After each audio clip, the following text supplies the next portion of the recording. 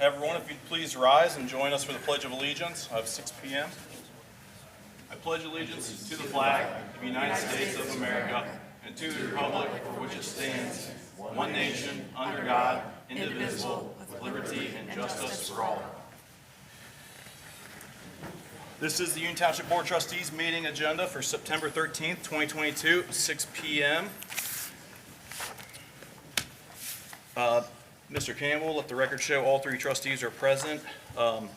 And just as an interjection to our agenda here, board members here and many in the community and the township as well too lost a very close and dear friend this week on September 11th.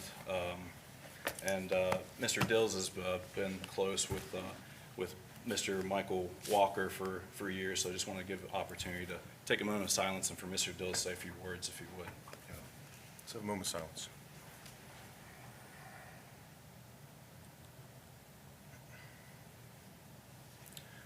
So, this past weekend was really tough. Mike Walker was a dear friend of mine. He was been on the Republican Central Committee for a number of years. Young guy, mid-50s, and he was my campaign treasurer when I ran for state representative a few years ago, and he was my campaign treasurer this past time when I ran for trustee. And got two sons, several grandbabies, young, and real good guy. And this one's tough. He was doing recreational stuff. He was in a gymnasium, fell back, bonked his head on the floor, and cracked his skull. And that was on Friday. And then on Sunday, I got word that he passed away. And so, just a good guy, good-hearted guy, really meant well. And so, I think of a quick story. It's okay if I tell a story for a moment? Absolutely, the floor is yours. Absolutely. We were, it's like 6:30 in the morning on a Saturday, and we were putting up large yard signs for Linda Fraley's reelection campaign. And Garth Brooks came on the radio, and that's my favorite country singer. And he's like, man, he's coming to concert soon. And I'm like, Mike, I got 2 tickets, man. I can't go. You can have them. And he's like, no, Joe, I can't take you. I'm like, I'm going to be on a motorcycle trip in Kentucky. I can't make it. It's conflict. Why don't you just take them? And he calls his wife up, puts her on speaker, and I don't think she knew that she was on speaker, and tells her, and she starts squealing like a little kid, and it was really cute, and it was funny. And he hangs up, and well, of course we'll take him. And then I was down in Kentucky, and the concert was on a Friday night, and he sends me pictures of a blank stadium, saying, "Oh, it's bummed out. It's a thunderstorm, tornadic weather's coming, and thinks the concert's going to be canceled and all that." And it turns out it was just delayed by 2-3 hours. And he said the next day he calls me and he tells me, he's like, man, it was the best concert I've ever been to. Garth rocked it out to like midnight. And he said it was like one of the best date nights him and his wife have had in a long time. And it's just pretty neat to kind of be a part of that. But he was a good guy, and really was. And one thing I take away is, being up here on the bench, we make decisions, and we try our best to make the best, most wise decisions, and some people are very happy with them, some people aren't. But at the end of the day, all this is all just first world problems. It really is. And this kind of, my takeaway is, I try to take away good from this just tragic death is, life's short. And, spend time with your grandbabies, your kids. If you haven't called your parents or loved ones in a while, make sure to do that, because life is short. I mean, Mike had no health problems. This was a complete freak accident, and was a good guy. And so we love him, we honor him. And so if I'm not on my A game tonight, maybe give me a pass tonight, because I'm still struggling with this pretty hard. So thank you, Mike, for letting me have the floor. Appreciate that. No, thank you for the comments. And I know it's a big hole in the community there. So someone that's like you said, a father, a husband, a grandfather, but I know the township. It's a great resource at the county auditor's office for any comments, questions that the township has ever had a go-to person. He's a Union Township resident, so but just prayers for him and the family. So thank you. Thank you, sir. All right, gentlemen, we're asked to approve the minutes. Item 1, August 9th, 2022, regular meeting minutes. Is there a motion? So moved? Second. No discussion. Roll call, Mr. Campbell. Mr. Dills? Yes. Mr. Becker? Yes. Mr. Logue? Yes. Motion carries. Item 2, August 9th, 2022, zoning meeting minutes. Is there a motion to approve? So moved? Second. Hearing no discussion. Mr. Campbell, roll call. Mr. Dills? Yes. Mr. Becker? Yes. Mr. Logue? Yes. Motion carries. Thank you. Mr. Campbell, is there any correspondence from the fiscal office tonight? No, sir, I have none tonight, thank you. Thank you. All right, on the proclamations and special presentations. This is a very exciting one for us and for me. And we've got Natasha Adams with West Clermont Schools as a superintendent there. So Natasha, thank you for coming out. I know that our administrator, Susan, has been out to the school board meetings, and this is great to have you here and see you here. And I see you got representatives of the school board with you as well. Yes, we have Tammy Brinkman with us and Ryan Patton, both members of our school board. Wonderful. Well, thank you. The floor is yours. Thank you. Thank you so much, and we are sorry for your loss. Thank you. Thank you. It is exciting to be here. It's weird to be on this side of the podium, but it's with great excitement that we are off and running on a great school year. And a lot of exciting things are happening in West Clermont that we want to make sure that you guys know of. We value our partnership with you so greatly and know that you have been a rich part of the great success in West Clermont, and we just want to continue to see that grow. So first, I just want to mention that on September 22nd at the high school, we're hosting a town hall. It's an interactive town hall that's meant to invite the entire community to be a part of. We're tackling 5 big areas of focus, from student and safety well-being, our educational programming, the purpose and design of schools and how they should be set up today, facilities, and transportation. So that's a lot of topics that all interconnect and have big implications for the future of our community and our schools. And so we're inviting everyone out so that we can listen and learn together and build a strong vision for the future. And I know you guys are in your own set of visioning and planning for the future. And so we're hoping that we'll see connections and ways that we can partner together. The first one is September 22nd, but we do plan to have a version of this every single month up until December, and then we'll kind of switch our focus. And so I have those dates here for you that I will share.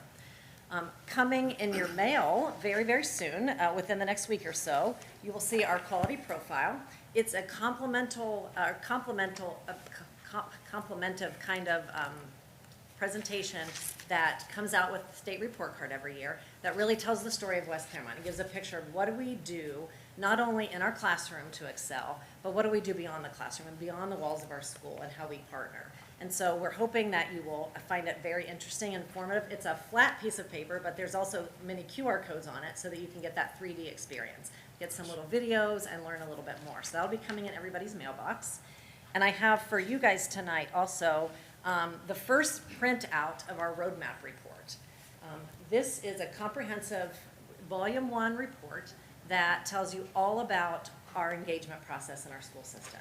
We know that we can't go alone, and we know that you guys are all strong partners, but we want to continue to partner with our entire community. And so this gives you a taste of what we have been doing these last couple months and what's ahead and how you might get involved with us. There's a little invitation in here for you to maybe invite your friends and invite some other people to our town halls that are coming up. And another event I want to invite you to. It is homecoming coming up, September 23rd. And we are bringing back the bell, a tradition between Amelia High School and Glenesti High School that we are very excited to celebrate, to bring back our alumni, to celebrate them and let them know that we stand here as West Clermont High School and School District, standing on the shoulders of giants, people who have dedicated blood, sweat, and tears to the school district and this community, who made it who it is.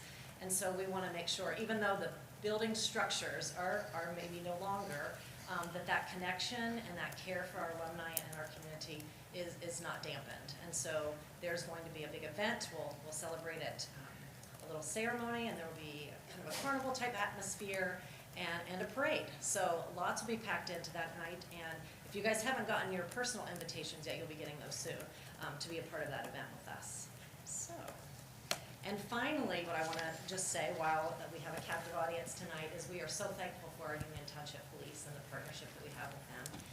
One amazing partnership that we were able to make happen this summer is a connection and a grant writing opportunity to get another SRO in our elementaries. Awesome. And so we thank Lieutenant Blankenship for his leadership and connection with us, and just always kind of having an eye on best practice and how they can wrap around the schools. We have some other ideas that are going to be coming up later on in the school year, but we are just tremendously thankful for how they support us and how they help us continue to improve and level up our efforts as we take care of the safety of our students. So with that, I have a folder for you, Susan, and each of the trustees. Thank you, ma'am. Has all these materials. Thank you. Sure. Thank you, Natasha. Thank you. Very much. Appreciate it. And again, thank you for the opportunity just to say hello and to let you know about some of the things that we have going on. We're very, very busy and we're off to a great start and would love for you to be a part of it. Thank you. Thank you very much, Natasha. Thank you. And we're headed to a graduation at the high school, so we're stepping out because there's a summer graduation happening. It's So we're not okay. gonna be rude. No, very No, fine. fantastic. No, appreciate it. Gentlemen, just your knowledge too, as they're walking out the door, I'm so excited to see this because, I think day one when I became chairman of the board here for you, I reached out to the former president of the board, Tammy Brinkman, about us coordinating and having some formal interactions with their board. And Natasha, shortly after my baby was born, we finally got a chance to walk through the halls together and meet and discuss. And thank you for this, effort that I'm seeing both ways here. And I'm going to ask Ms. Ayers as well to kind of coordinate with you on potential for having a joint session at some point. I think that'd be very beneficial for all board members. So just put that bug in your ear. Natasha, did you say the 27th or the 22nd? Sorry, it's the 22nd, so next Thursday. Thursday. And Okay. then the Friday night event is the homecoming. Which is and the day then after. Yes. Roger that. So Okay. next week's a very busy week. Yeah. Thank you. Thank you for being here. Thank you. Pleasure, thank you. All right, gentlemen, moving forward, that concludes our proclamation, special presentations, and public comments. Is there anyone here that has public comments?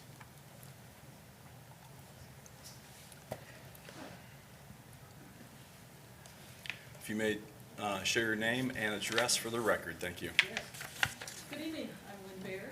I'm at 4488 Chestnut Creek Drive in the township. And I'm here tonight representing the Union Township Citizens Police Academy Alumni Association. And thank you for the opportunity to speak about the Alumni Association and a little bit about the Police Night Out event.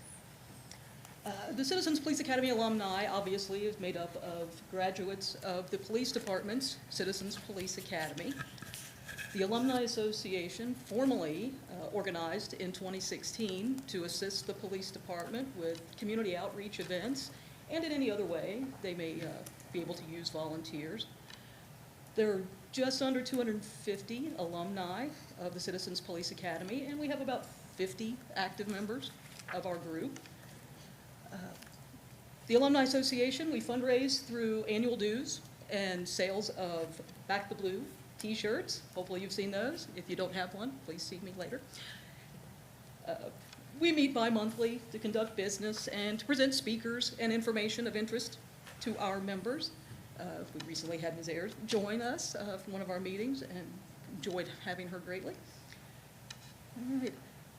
The Alumni Association, our favorite event of the year, the favorite thing we do, is the annual Union Township Police Night Out. It's great to see many of you there this year.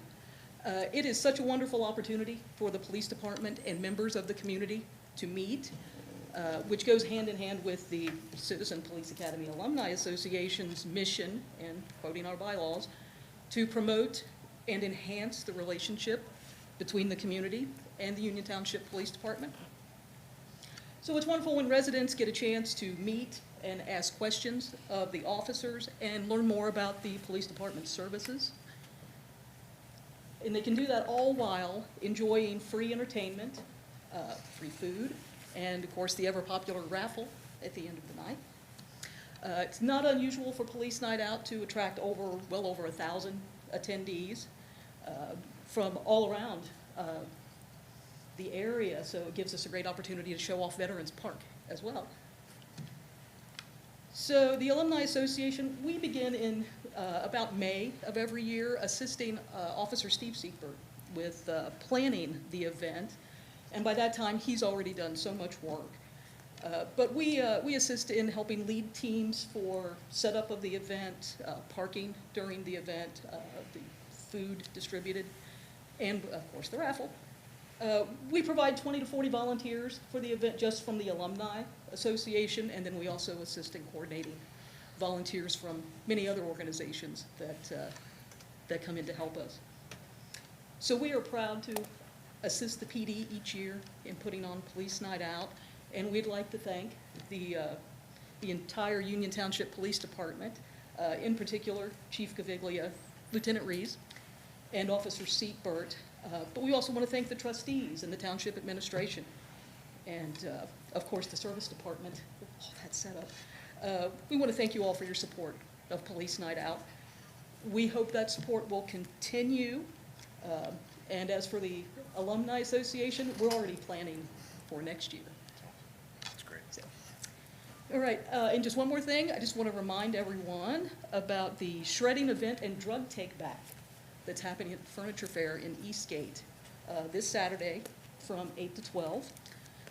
The shredding portion benefits Crime Stoppers.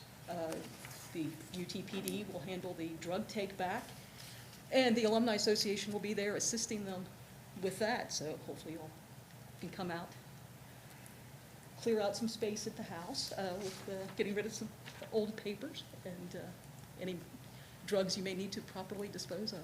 So, thank you all for your time tonight. Appreciate Thank you, it. Ms. Lund.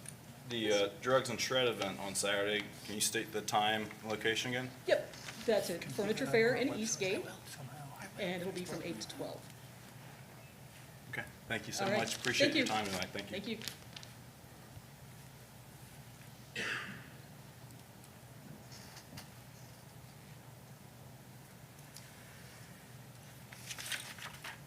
Is there anyone else this evening that has public comment? Please.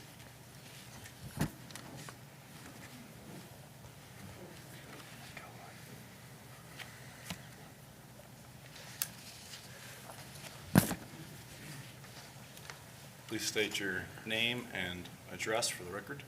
Christopher Hicks, 444 Woodward Court. Thank you. So I'm here to talk some more about the baby box, gentlemen. And I want to also share some things that Joe Dell said at a Union Township Republican meeting when the other two trustees were out of the room, so there was no open meeting issue. One was that the possibility of moving the box to the police station where there's more of a guaranteed 24/7 person present, and mothballing the one at the fire station until and unless any code changes took place.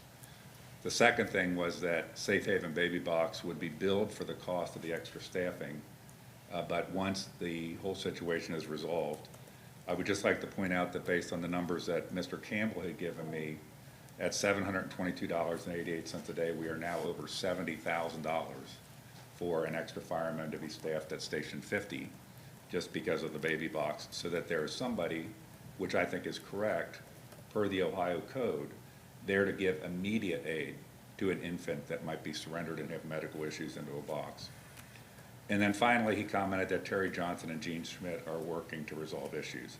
I thought those were all valuable additions, and I appreciated Mr. Dill's comments. What I have done, had the box here been located at the hospital or the police station, the $70,000 worth of staffing costs would not have occurred, would not have been an issue, would not have been in play, because it would have been site planned to be at a location where there was somebody present to give immediate aid. What I've brought is two examples of signs. Anybody that goes, I'd encourage people to go look at the box at Station 50. The signs are all about a private company. They're all about just surrendering your baby. There's a number there. There's no information about options for Safe Haven, how to get help if you want to keep your baby, how you learn about open or closed adoption and options that I think we owe it to have women have that information available to them before they make a life-changing decision of putting a baby in a box. So I proposed a long time ago that there should be some additional signage at the box. And my wife, who's an artist, as some of you know, made an example. And I had an original example. I'll hold it up this way, but I'll read it. She made an example of a sign that could be at where the box is. This sign currently assumes a box that will be at the police station, not at the fire station. And I'll hold it up so you guys can see it. And then I will read what it says is, stop, before surrendering your baby, know your options. Help is available, including prenatal care, medical delivery, post-delivery care, and help if you wish to keep your baby. Ask for help here or call Help Me Grow at 1-800-755-4569. By the way, for people that don't know, Help Me Grow is a state program to help people, women in need and in crisis. The second part, I'll hold it up again, says you can confidentially surrender your baby 30 days or younger here, person to person, or at any police station, fire station, or hospital. You can call 911 to have a first responder come to you to surrender your baby 30 days or younger confidentially. That second point, I think, goes to the issue of one of the biggest issue we really have with safe haven in the United States, but in Ohio in particular, isn't $10,000 boxes and $70,000 in staffing. It's just basic information that people know that there's options and what they can do. The third part, which is here, says you can surrender your baby in the baby box 30 days or younger. If you do, please take the time to complete the optional anonymous form, Voluntary Medical History for Safe Havens, which is an Ohio Department of Jobs and Family Services form that doesn't put down any identifying information about the mother, but is where they fill in things like, is there a history of heart disease? Is there this or that within a family?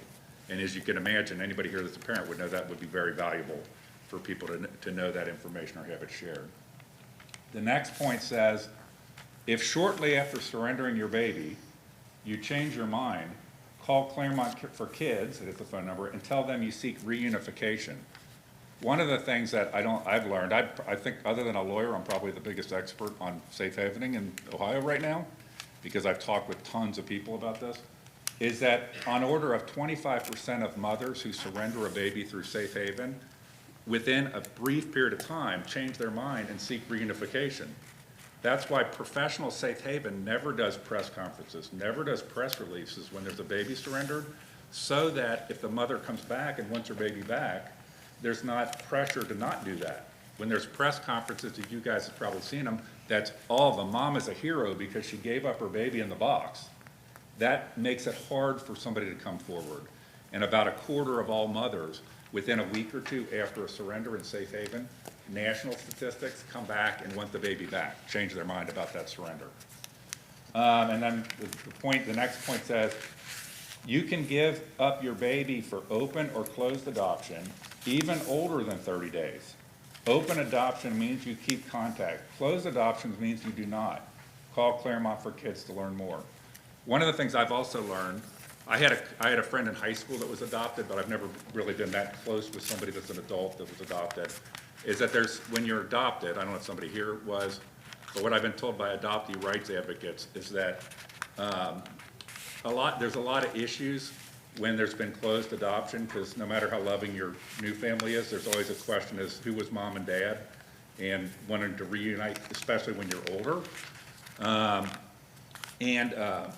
So today, the in vogue would be that a woman come forward early, get proper prenatal care, get counseling, have a proper medical delivery, and then they would steer them towards open adoption, either keeping their baby or have open adoption, which means there's still contact between the mother and the baby even after it's adopted, which the medical and mental health professionals say adoption's not a perfect scenario for anybody, but that's by far the best scenario now, is that when it's closed and secretive, it creates a lot of mental health issues, both in the parent and in the child who gets adopted.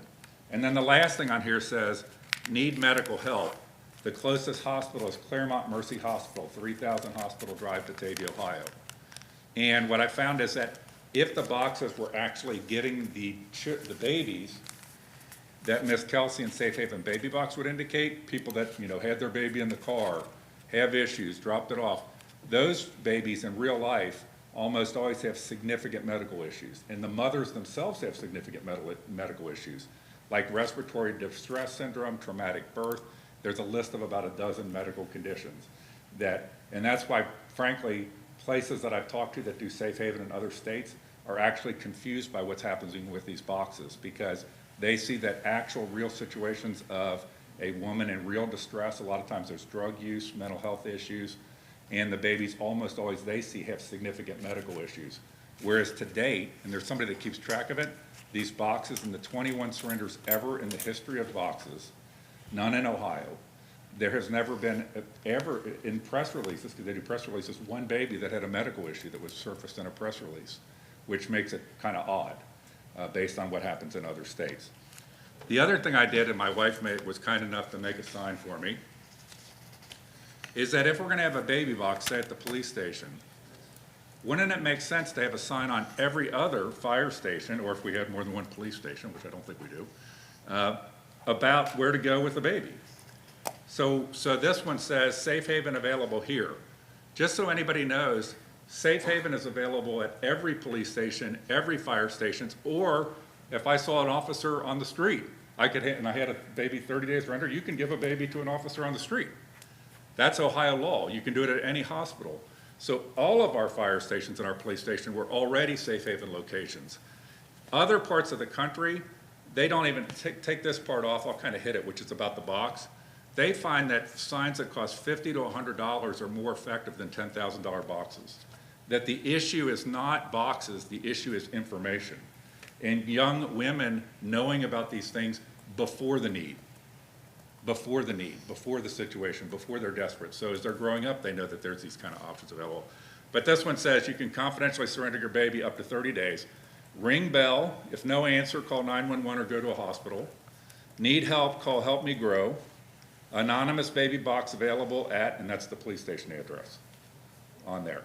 It's kind of curious, isn't it, that the Safe Haven Baby Box Company sells boxes for $10,000, but doesn't provide signs like this to put on your other fire stations. Why do they do that? Because they want to sell more boxes. Their goal is a financial goal to sell $10,000 boxes wherever and whenever they can. So, just in a couple closing thoughts, I hope you appreciate those signs. I'd like to see you guys took action on columbarium stuff in the meeting when somebody presented. I'd like to see, I've offered to pay for those signs. If we really care about women and babies, we would want signs like that. I realize there may be drafts, there might need to be edits. Usually if I do something, there's some error gonna happen, or typo gonna happen, but I think those are pretty close to what would be informative and what would show respect for women. Not kind of a box that's the last image a woman would have is slamming a door on her baby. And maybe realizing later that she was never told about other options. She was never told that she could call a number and get financial assistance to keep her baby, that she could go to places to get counseling, that she could do open adoption and still have a connection with that baby later. Can you imagine what it would feel like to realize when you're older that you were never told that stuff? You were never told that stuff? Apart from that, I've brought up some issues that I find with Safe Haven Baby Box. One of them is they use babies in fundraising events. They have their own private registry. Miss Kelsey seems to somehow know about every baby that's ever been surrendered in her box. She calls them her babies, and she uses them in on-stage fundraising events, dancing and stuff. It's like a circus. We should be offended by that. We should make sure that in our township, if there ever is a baby surrendered in a box, that confidentiality means confidentiality. It doesn't mean having press releases. It doesn't mean having big press events. It doesn't mean giving the information to a third party about a baby that's just been surrendered. It's so ironic that on one side you would have somebody say, we need complete confidentiality of a box, and the same person wants to do a big press splash whenever there's a baby surrendered. Why do they do that? Because they want to sell more boxes. The press events help them to generate pipeline to sell more of the boxes at $10,000 a piece.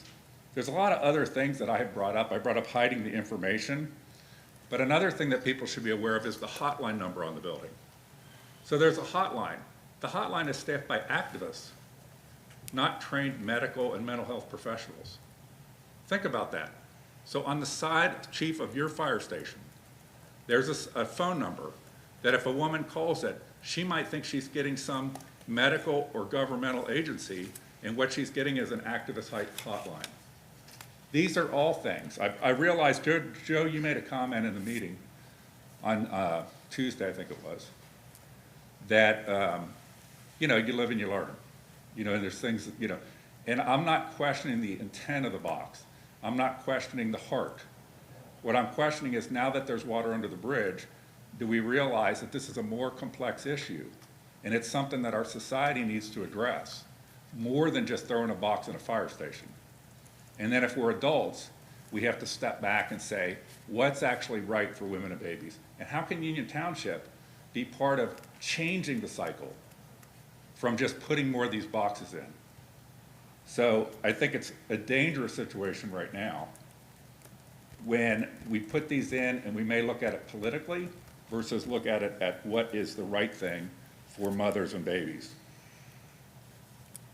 Another important thing the chief knows is the notion that a $10,000 appliance that we're leasing, not buying, that has to plug into a 15-amp circuit is not UL listed or safety tested is absolutely ridiculous. Absolutely ridiculous. It's wrong. These things are wrong. And at some point, men or women, however you want to, that are adults need to step back and sit and look at what's right and wrong. So to close, I think I'm morally and ethically right on these points.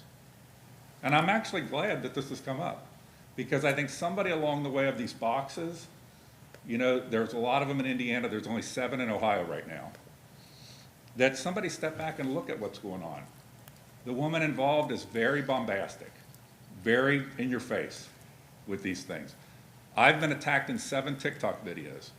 The state of Ohio, ODH, has been now attacked in about 12 TikTok videos by her.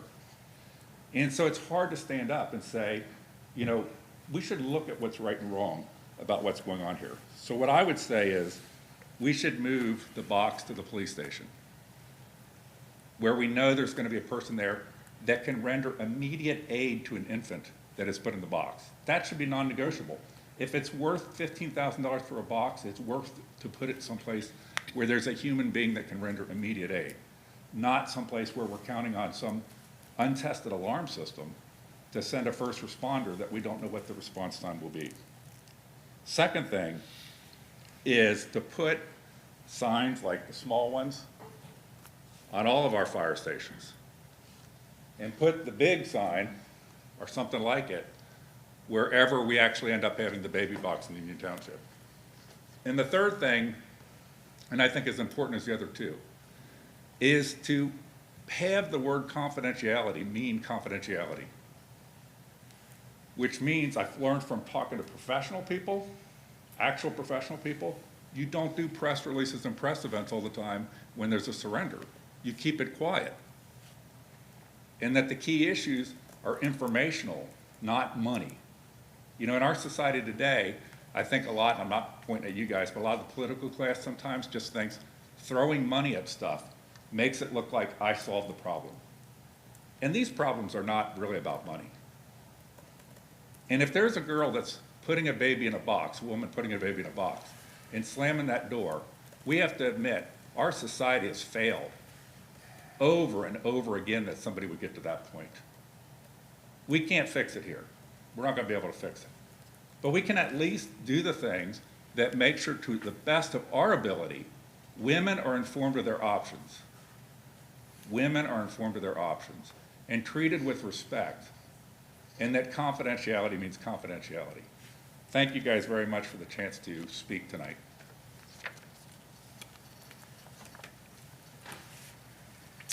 All right, this time, is there anyone else that has public comment? We got 2 rising. Perfect.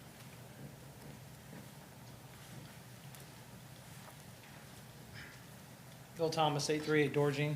I will make this as brief as possible so Thank you. Anita can keep going. First off, thank you for taking the time for Mike. It hit a lot of us hard. I'm very upset about it, but we got to keep business moving. So I'm here tonight. As I've spoken to the 3 trustees individually about the issue with the JEDS agreements, I came tonight to ask you guys to expedite looking into those. The JED agreements are what I feel unfair to the employees and the workers, taxing them 1%, especially a certain agreement allowing some of those funds to go back to the business owner. You talk about somebody like Ken Geis, that's just his MO to create these type of deals. We need to figure out a way to get out of that and quit, giving money to the city of Milford. It's not our job to fund Milford, and it's also not our job to tax people that are working, especially waitresses at La Rosa's and workers at Jungle Gym. So as we advance, I'm committed to help out any way I can, but we need to look at some other options other than leveraging JEDs. That's not what they were intended to bring to the table, especially, Ivy Point, which is 10 miles away from the city of Milford, 8 miles. So that's why one of the first things I wanted to bring up, I ask that you guys take a serious note to advance towards looking at coming out of those agreements. I did want to come tonight to address the baby box issue, and again, I'll make this brief. There's a lot of manipulated facts and, untruths here. As Mr. Hicks came up here and spoke, a lot of some good ideas. Signs aren't bad, but he is either terminated, retired from IBM. He has no medical background. I worked many years in the hospital. I've taken EMT. I have a lot of law enforcement friends, many firefighters. When women give birth, as you all are fathers, they're not coming to read signs if they're in the mindset of abandoning their baby. They are mentally distressed. They're not going to read a sign, not going to take a pamphlet. The idea of the baby box is to save a baby. That's what it's there for, period. Drop the baby in, save the baby. And I applaud the fact that you guys are trying to pilot this program, take it, maybe advance it, and get some self-improvement to it, take some good ideas. The problem is when somebody comes up with a good idea that's dogging you on social media constantly, it's hard for you guys to listen. I understand that. So some of the ideas are good. Some of the ideas are just, banter to make you guys look bad. It's become political. We are, as you guys know, Friends of Liberty is we do a UT show. Monica Kelsey will be on our next, I think episode 4, because episode 3 is next Wednesday. So it'll be the one after that. We're going to bring her on. I'm asking you publicly, Trustee Logue, to come, if you can be a part of this, as a member of the board, to speak on behalf of the board while she speaks. But there's a lot of information out there. I've spoken hours with Monica on the phone. She is not political. She came from a background of a baby abandonment. She's doing this because she wants to save babies. And the babies that are being made like, they're making them dance and all that, these are parents that signed consent for those children. They didn't go out looking for these kids. That's a false information. So we want to take and put this video together, get it out to the residents, package it to put it with facts, and we're going to eliminate some of this nonsense that we're getting on Facebook, social media, that's giving you guys bad publicity. Sad thing is we're doing this in an election year. And as you guys know, there's a lot of it at stake this November, and we're focusing on baby boxes. I don't know anything more ignorant than that right now. So hopefully we can get back to business and focus on the, winning a Senate seat and doing what we need to do, and also getting back to business in the township, looking at some of the things that are going on with some what I feel are bad agreements that were put into place on a previous trustee board, and clean up some of this mess. So I appreciate what you guys are doing. Thank you. Have a good night. Sir, in the red, I believe I saw you stand up, or is that, okay. Anyone else for public comment? I thought maybe you were coming to cheer on the Bearcats.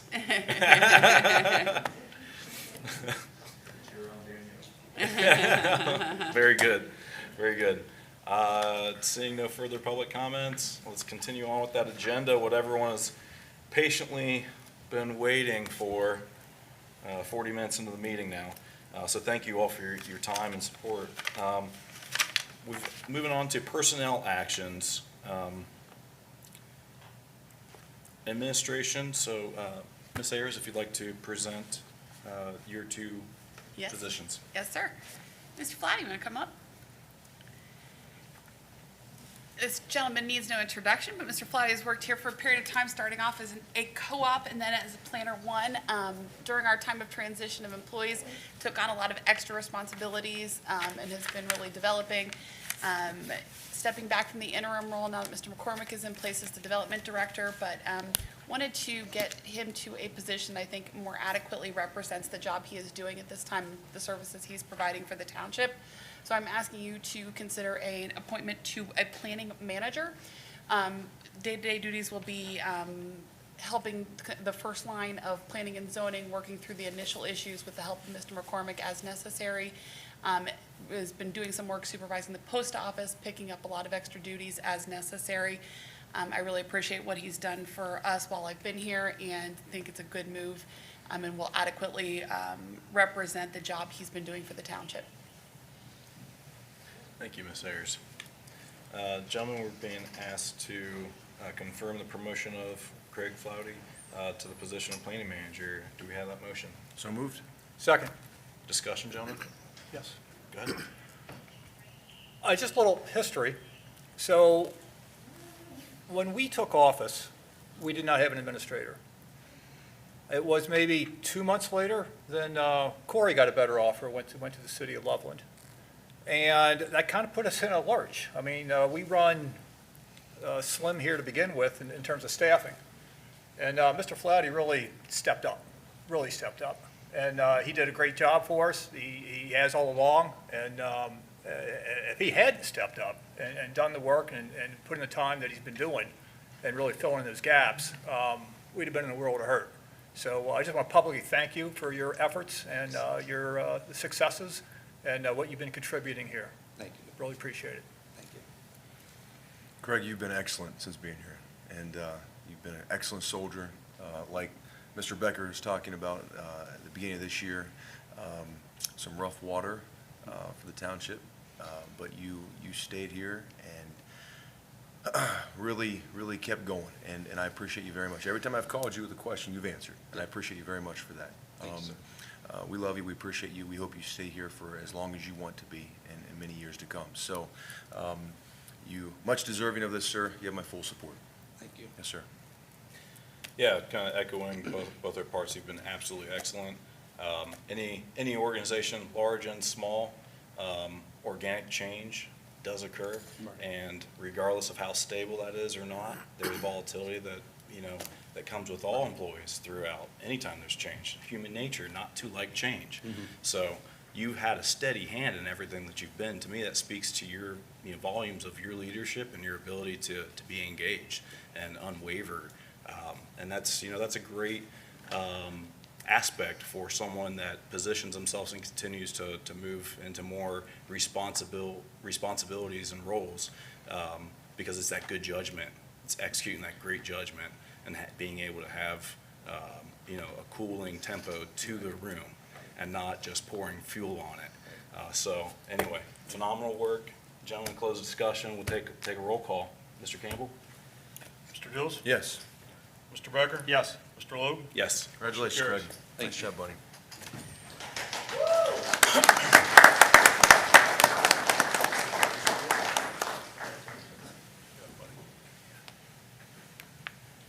Congratulations. Absolutely. Thank you, sir. You earned it.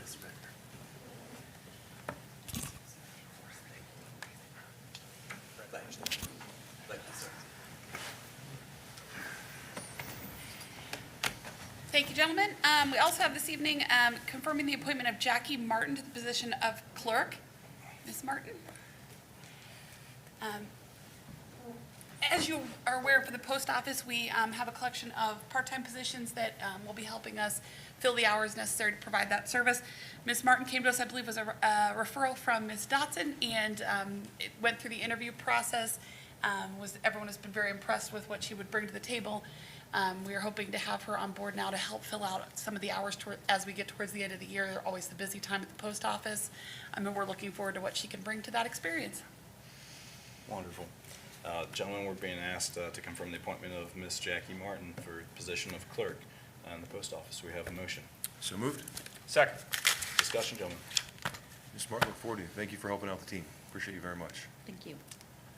Yeah, I know Miss Martin from the farmer's market. There we go. And, that's right. I'm not embarrassed to say she's my favorite vendor. And frankly, the reason I've been gaining weight lately. She's the reason, huh? Yeah. It's all her fault. Not all those food places or anything, but she, okay. You know, I really don't eat out more than I used to, just different places. The farmer's market is more than I used to. should say it's all accounting, so. Yes. Ms. Martin, Ms. Ayers said, Ms. Dotson, was part of your connection there, and she's just a class act all the way around. We really love having her on the staff, and, you're the average of the 5 people you spend the most time with, so you're spending some good time with Brenda, so that's, that's wonderful. So welcome to the team. We look forward to having you here. Thank you. Roll call, Mr. Campbell. Mr. Dills? Yes. Mr. Becker? Yes. Mr. Logue? Yes. Motion carries. Congratulations, Jackie. Thank you.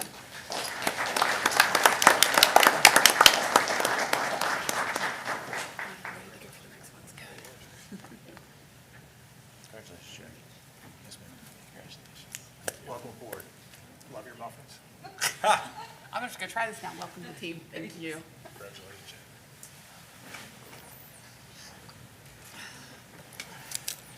All right, over to Police Department for personnel actions. Lieutenant Reese, if you may. Thank you, Mr. Logue. Tonight, I'm pleased to introduce Andrew Gosink. Andrew, if you want to step up. For consideration to be hired as a police officer for Union Township. Mr. Gosink is currently employed with the City of Chillicothe as a police officer and has been since 2021. He has also worked with the Hillsborough Police Department and is currently a member serving in the United States Marine Corps Reserve as a staff platoon sergeant.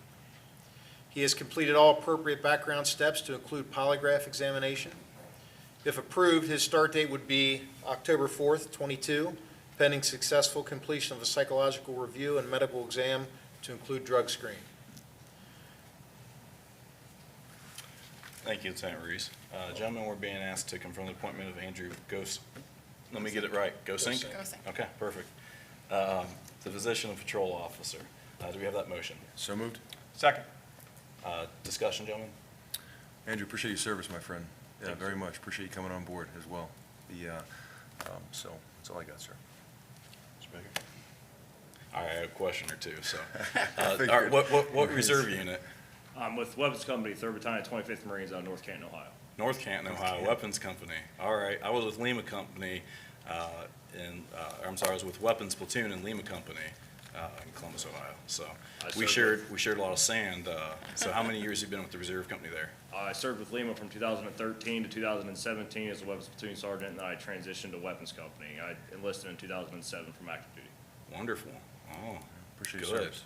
Good. We know some of the same Marines. Oh, man. You guys All wanna right. push Well, up that's fun. context? No, that's just good.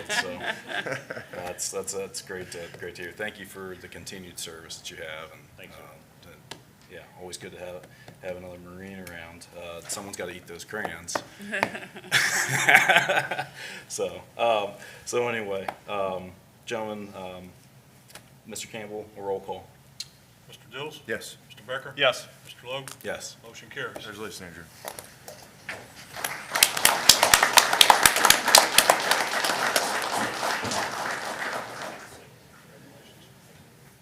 Welcome aboard, Andrew. Appreciate it, sir, very much. Yeah, we'll look them over in 2005. Brian Holberg, Chris Fox. Yeah. My leadership. Yeah, okay. Congratulations. Welcome. We're excited to have you. All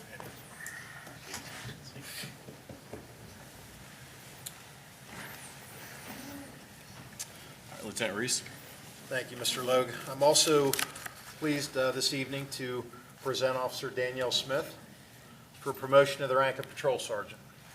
After a thorough assessment, Officer Smith was selected for promotion among an excellent group of candidates. Officer Smith is a 2000 graduate of Glen Estee High School.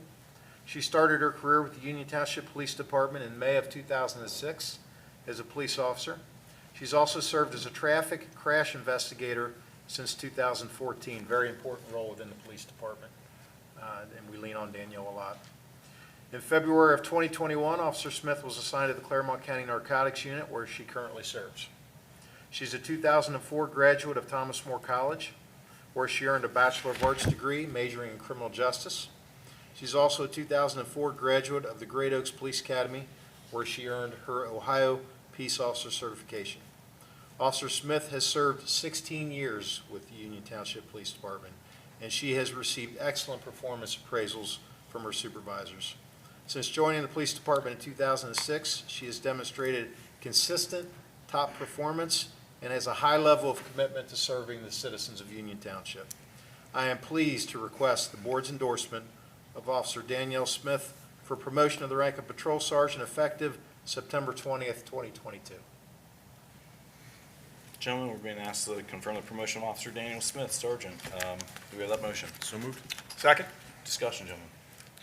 Yeah, Danielle, I met you at the FOP Christmas party Yes, sir. and loved our conversations.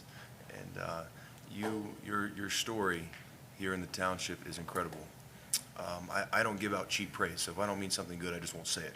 You're one of the finest officers in this department, and I really hope you stay here and retire. Just know that we love you and we appreciate you, and you are incredible. So, Thank you, sir. Yes, ma'am, absolutely. You have my full respect. Mr. Becker? Yeah, I just really want to make a comment about the police in general. Everybody watches the news, and we see how police are getting pissed on all over the country. I hate it. But here in Union Township, we love our police. We really respect and appreciate you all. And thank you. Just thank you for the job you've been doing in the service to our community. Thank you, sir. Yeah, Danielle, I appreciate your service to the community here. You've got a great record here with Union Township, and you've been as involved as any other officer, and you've had challenges that you've taken down successfully, that no officer wants to be put in position of, and you have my full respect what that means. I enjoyed our conversations at many different, events, and always seeing you at crossroads as I'm maybe juggling a couple kids and whatever it may be. But I've really enjoyed getting to know you over the years, so really appreciate you serving here and continuing to serve here. So with that, gentlemen, close discussion, and we'll ask for a roll call. Mr. Gannon? Mr. Dills? Absolutely, yes. Mr. Becker? Yes. Yes. Mr. Logue? Yes. Motion carries. Congratulations, Danielle.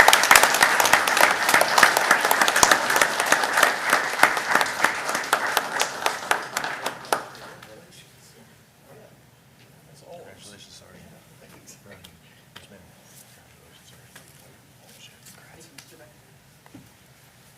Congratulations, Sergeant. Sergeant? That's it for personnel action, so let's grab it. So that's it for personnel action, so we're gonna walk around and grab everyone for, set up for a photo with everyone.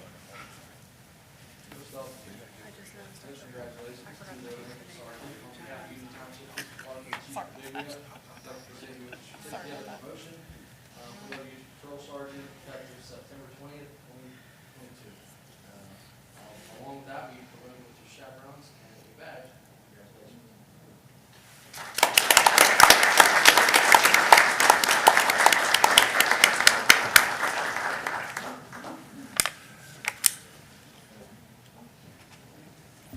Daniel, you want to step up with your family, or?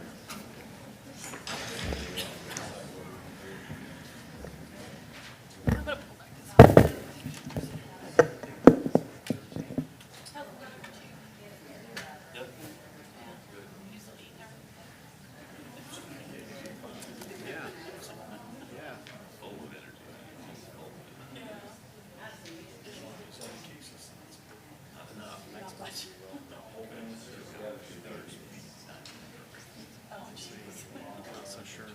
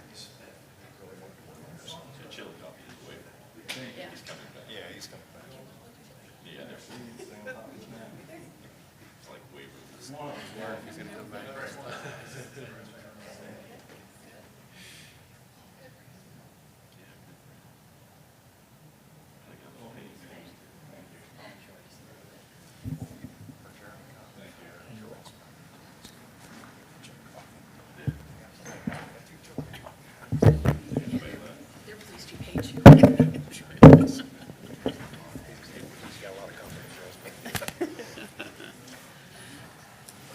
All right, that completes our personnel actions for this evening. And we'll move forward with our regular business items. Department reports, if we could, for fire and emergency medical services, Chief Stan Dimling. Thank you, Mr. Logue. For the month of August, we made 179 fire and service calls, 565 emergency medical responses that involve 574 total patients, and we made 405 transports to local hospitals. The department completed 1,191 hours of training, participated in 19 public safety, public education details, had 12 hours of EMT medic and doctor ride time on the medic units, completed 29 life safety inspections, and participated in 5 inspections with the Clermont County Building Department. And that concludes my report. Thank you, Chief. Gentlemen, are there any questions? Yes. Yes, please.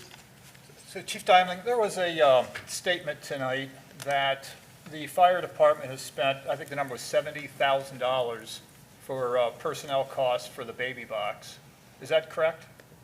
No, that is not. What's the correct number? So the statement was about the staffing, to put 24-hour staffing, that the dollar amount would be around $70,000. It's actually just, it's like $1,504 and some change.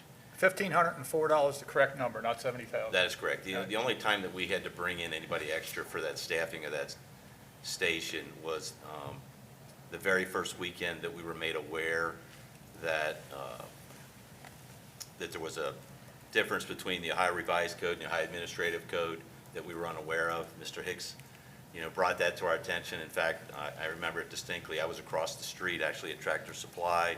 I was made aware of it. I went over to the firehouse myself and covered it immediately until we could get other people in to cover that weekend. So that weekend, it was a surprise to us. Obviously, we weren't the only ones that didn't know that. Nobody else in the state of Ohio that had baby boxes before us obviously was aware of that there was a discrepancy between the Ohio Revised Code and the Ohio Administrative Code.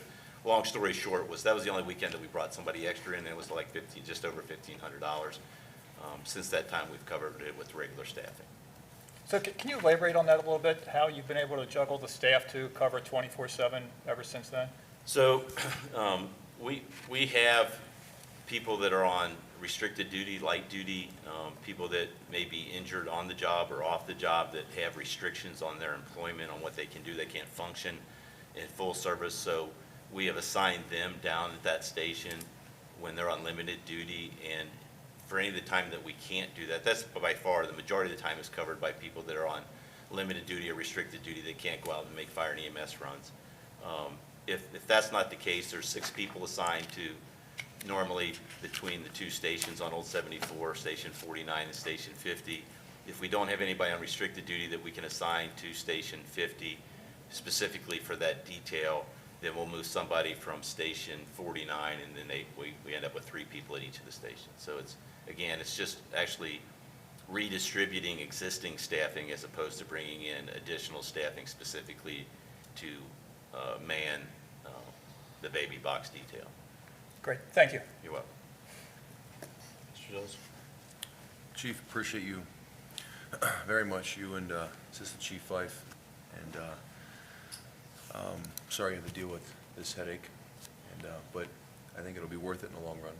And appreciate you very much, sir. And I'm sorry that any issues it's caused. But as always, please let your team know that we love them and care about them very much. And thank you, Chief, very much.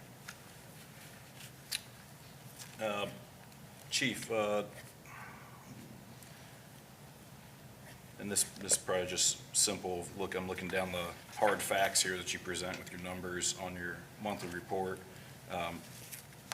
Getting down to hours and personnel, has there been an increase in hours or personnel since the last two new hires that were hired last year? Relatively speaking, would there be any type of rapid increase or decrease, or how would you describe what hours and personnel have been in your report here? Are you asking about staffing levels? Yes. Yeah, so a couple of years ago, the township, the residents of the township supported a police levy and a fire levy. We built the additional fire station. As part of that strategic plan, there was plans to gradually increase staffing. The plan was to add 2 additional personnel, firefighter, paramedics to the fire department last year, 2 additional personnel this year, and 2 additional personnel next year. That is still the plan we were under. We added the 2 for last year. We're pursuing adding the 2 this year, and we hope to add 2 more next year. So it's a very organized, strategic buildup of staffing as the finances of the township allow that. Okay, thank you. And so obviously with that and with the addition of Firehouse 53, if you look at year over year for any increase on fire, it is planned and it was strategic in support of those personnel additions of 2, 2, and 2, and then also the support of 53, That is correct. That is correct. Yeah. Okay, thank you very much. I spoke recently with Representative Baldridge, who said he served for you years and years ago. He told me a good story of he delivered a baby in the back of an ambulance here in Union Township. But he asked how you were doing, and he holds you in very high regard and said, anything that Stan's doing, if Stan says it's good, it's good. Just want to pass along that respect and sentiment that I had from Representative Baldridge for you. Thank you. So, all right. Moving forward, Police Department, we've got Lieutenant Reese in tonight. Thank you, Mr. Please, Wood. Lieutenant Reese. Thank you. The Communications Center handled 5,284 calls for service for police and fire. 524 juvenile and adult court-related documents were processed for UTPD record section for delivery to the clerk of courts. 70 court notices were entered for officers' personal appearances for various up and coming court cases, and 134 records requests were filled. With regards to the public affairs and crime prevention, the police department hosted the annual police night out at Vets Park in August. They also conducted 2 security assessments, one at a local church and a local business, and did a Cub Scout pack tour of the police department. With regards to the Operations Bureau and the Patrol Division, we took 324 incident reports, 109 crash reports, made 451 traffic stops, wrote 143 citations, 332 written warnings, and took 520 field cards. The patrol also made 133 criminal arrests in the month of August, 87 traffic arrests, and 135 warrant services. The K-9 unit recovered 62 grams of marijuana, 18 grams of heroin, 35 grams of methamphetamine, 6 grams of cocaine, and 38 prescription narcotics. The Union Township Honor Guard displayed the colors at the police night out in August, and there were 209 total closed cases in investigations. For the month of August, we had 70 hours of training for police department employees, and fuel costs for the month were $14,405, with 43,215 miles driven by police officers. And that concludes my report. Gentlemen, any questions for Lieutenant Reese? Lieutenant Reese, thank you for stepping up for chief, and I appreciate you very much. Police Department does a great job. Thank you for everything. Appreciate it. Thank you, sir. Yeah, thank you, Lieutenant Reese. I'm happy to be able to be in the position to add another patrol officer to your team tonight. So We appreciate it. I heard back from one of my former sergeants just how an outstanding young man Staff Sergeant Gosink is, and his time over with them in Afghanistan. So it's great I heard he's platoon sergeant. That's always something wonderful to be able to bring to an organization and structure, because that's where you really know, from the bottom down and, bottom up and top down, where the rubber meets the road and how to get things done. So I'm a little surprised I didn't hear anything from the Lance Corporal Underground that he was coming out in front of us to be able to be promoted. So I'm a little concerned about that on the Marine Corps side, but that's all right. But no, I appreciate it, so thank you. And thank you for the report this evening. Thank you. Moving forward, we get the Service Department, Mr. Matthew Taylor. Thank you, Mr. Logue. In the Cemetery Division, from August 1st through the 31st, 19 burials were performed, generating $10,250. 14 resident graves were purchased, generating $7,700. One non-resident grave was purchased, generating $1,500, and 6 columbarium niches were purchased, generating $8,250. And the total amount generated for the period was $32,438.20. In the Roads Division, 146 potholes were repaired on 14 township streets. In the Parks Division, inspections were performed on all township playgrounds. Staff provided setup and cleanup for the concerts on 8/6, 8/27, and 9/3. And 47 shelter requests were filed and filled this period for the month of August. And also, just as a reminder to everyone, the Union Township or the Mount Moriah Cemetery lantern lighting is this Saturday from 5 to 7:30. And that concludes my report. Gentlemen, any question for Mr. Taylor? Just a comment. Yes.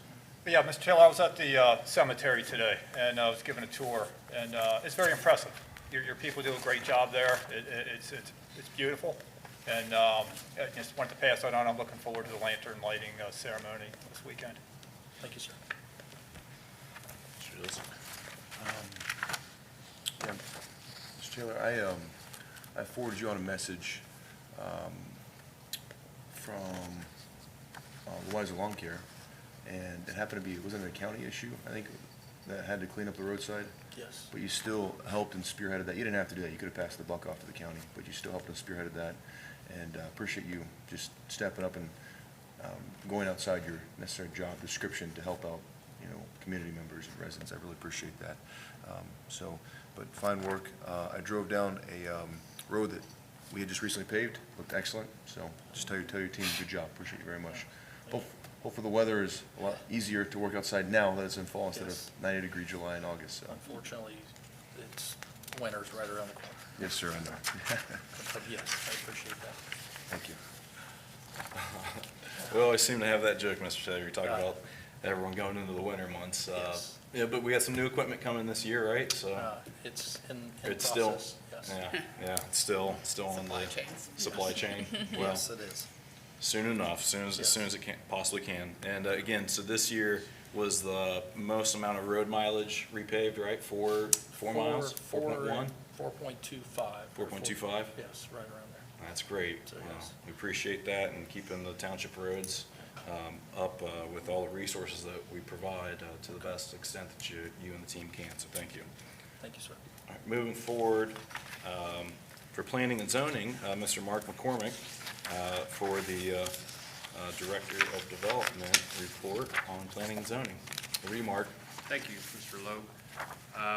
Going over the inspection and violations, we had 78 inspections, 7 complaints, 4 unfounded complaints, 2 warning citations, 5 15-day noncompliance letters, 1 30-day violation letter, no items forwarded to the township attorney. We had 9 cases resolved. We had 208 illegal signs removed. Saw a couple today that I'll point out tomorrow.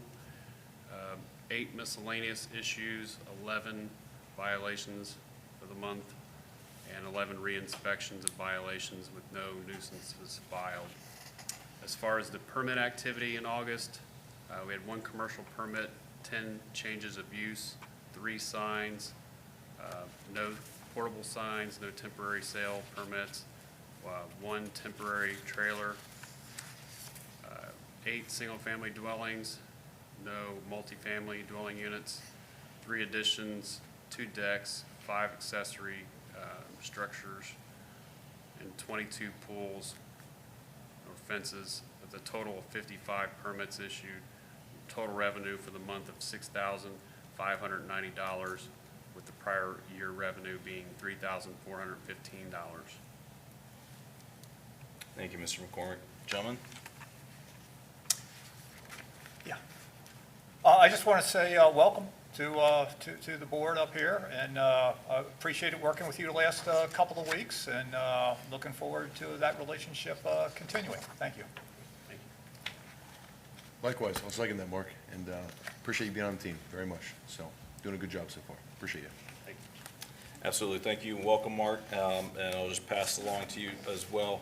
One of the senior positions with OKI reached out when they saw that you were hired here in Union Township, and just had great things to say about you being a phenomenal hire. So you've got a reputation that precedes you there, so welcome to the team. We're happy to have you. Thank you. All right, over to our Township Administrator report, Ms. Susan Ayers. Apparently, I'm going to be the wordy one this evening, so I apologize ahead of time. I have a couple of things I'd like to go over. First of all, some basic information. Our open checkbook shows up to date through August 31st. I was not made aware of any service issues this month, so hopefully things have been up and running. As far as scheduling, Farmers Market continues every Friday, and we've had some great turnout. I'm looking forward to that continuing, be through the end of October. Also with scheduling, Mr. Taylor mentioned lantern lighting this weekend from 5 to 7:30 at Mount Moriah, so we're looking forward to that. Also, pointing out, we do have we're excited to welcome Sportsman's Warehouse to the township. Their official grand opening is September 15th, so look forward to being able to celebrate with them. I went over and had the great experience of watching them load in some product. It was kind of fascinating to see it go from empty shelves to starting to shelf product. And speaking with their manager, I know they're very excited to be here in the community, so we look forward to welcoming them. We also will be celebrating the end of summer fireworks on September the 24th. This has been an annual tradition with Jungle Gyms and Crossroads Eastgate. From 4:30 to 6 p.m. that evening, there'll be a Touch a Truck event. From 6 to 8 p.m., the businesses and Crossroads are helping to sponsor some family-friendly entertainment. Heard some rumors about bands, face painting, activities for the kids. I heard funnel cake, which made me particularly excited. And then we anticipate Rosie's will start shooting off fireworks at 8:30. They'll be shooting from up here at the Park and Ride lot. The best viewing will be down in the Jungle Gyms parking lot in that area along Eastgate South. So we are excited about that and hope everyone can come join us. This year is also special because I believe it pretty closely aligns with the 10th anniversary of operations for Jungle Gyms Eastgate. So we're happy to celebrate their 10th year of operation here in the township, and all the continued activities that we partner with them for, and Crossroads being such good partners for the township. Just a report, we did close on our band refinancing this month. I was very pleased with the result, and so that is taken care of and resolved for the next year. We continue to work with Mr. Brossart, our financial advisor, to reevaluate our debt options, make sure we're continuing to make the best decisions. But we're happy, and Mr. Campbell and I believe we're both pretty satisfied in getting that done and handled in a good way. We think it'll come in line pretty close to where we budgeted. Speaking of budgets, I have spent a lot of time with staff in the last week trying to get a handle on our 2023 budget. With the board's permission, I would like to have some time during the October meeting to present to you a draft of a 2023 budget. I'd like to spend some time going over it during the meeting so that everyone has a chance to hear what we're thinking and how we're planning on spending money. And then we'll bring that back before you to vote in the November, December timeframe, so that there's some time between presentation and voting, so that if anybody has any questions at all, they can use that time to get that out and ask, and we can make sure that everybody has the best information. Along with that, I would like some time in the November meeting to discuss and present some options for meeting rules and rules of the chamber moving into 2023. So as we plan forward, trying to get a really good base of our activities to build upon for next year, I'd like to plan those forward for October and November. The other big issue we've had coming up this month, and again, I will apologize again for being a little wordy, has been gas aggregation and energy aggregation for the township. If I'm going to take a minute, I believe residents should start, or if they've not already received, will be receiving letters about natural gas aggregation. By means of background, in 2015, voters of the townships approved an energy aggregation program. The idea is that we can get better prices for residents as a group than would be available to people going out to the market individually. That program, as it was approved by voters, is an opt-out program. This means that as a township resident, you're included in the program until and unless you choose to opt out. The township then works with an energy consultant. In this case, we work with Energy Alliances, a Cincinnati-based company. They go out and help us in the market negotiate the best parts of the energy costs that we can. They come back and help coordinate our program. We've been working this way since 2015. Like many other things in 21 and 22, prices have gotten out of control in the energy market. So as we worked through that, the decision was to let the previous program expire and then look to renegotiate those contracts as they became appropriate. The idea was if energy aggregation couldn't save you on the rates that you get from Duke, it's no point to get that program started again. So we were working with Energy Alliances, and they have negotiated a natural gas aggregation. It's important to note this is not electric, it is just natural gas that you are receiving letters about now. We will look at electric a little later, I believe in the spring, as the timing gets better to get a better rate. Residents should start to get letters if they've not already. They went out from August 26th and will continue through September 16th, depending on when your meter gets read. You will not get a letter if you have already been out shopping on your own, and have entered into an alternative supplier for your natural gas, or you've opted out of the program already. If you'd like to go into the Union Township program, there's a spot on our website where you can get the number to call. My only warning is if you're in a private program, make sure you are aware of what any termination fees on a private program would be. Enrolling in this program does not change your energy service. You will still receive a bill from Duke. You still use Duke to report service problems, gas leaks, billing problems, meter readings, etc.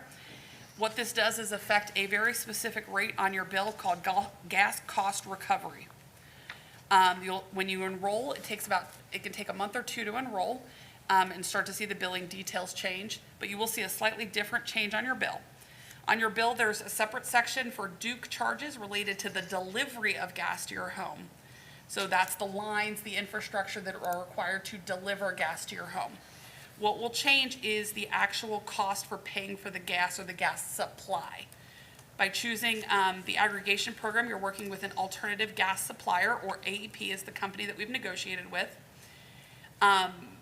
You will see a change for the gas cost recovery, which is the exact gas usage you use. Supply in a month for gas is measured in hundreds of cubic feet, or abbreviated CCF. So you'll see on your bill and on your notices about the gas aggregation a price per CCF. Each month when your meter gets read, they determine how much gas you've consumed, and you get billed by that CCF rate. Without aggregation, the cost of the supply can change monthly and can be pretty volatile. For example, I believe last month Duke was quoting $2.278 per CCF. The township aggregation rate is 0.839 per CCF. The other benefit to aggregation is that is locked in through October 2024 meter reading, whereas just out at Duke, it can change actually monthly, I believe. I know residents have had some questions. Please feel free to call up to the township. Also, we have links on our website for Energy Alliances as well as AEP to help answer any questions. Residents can reach AEP if they want to opt out at the telephone number 888-659-3888. Or you can reach out to Energy Alliances with any questions you have. It's 1-800-735-0359 for Energy Alliances. And the website is up to date today about all the new information, and should be seeing some information on our social media and website about the aggregation program in general and talking about what the rates are.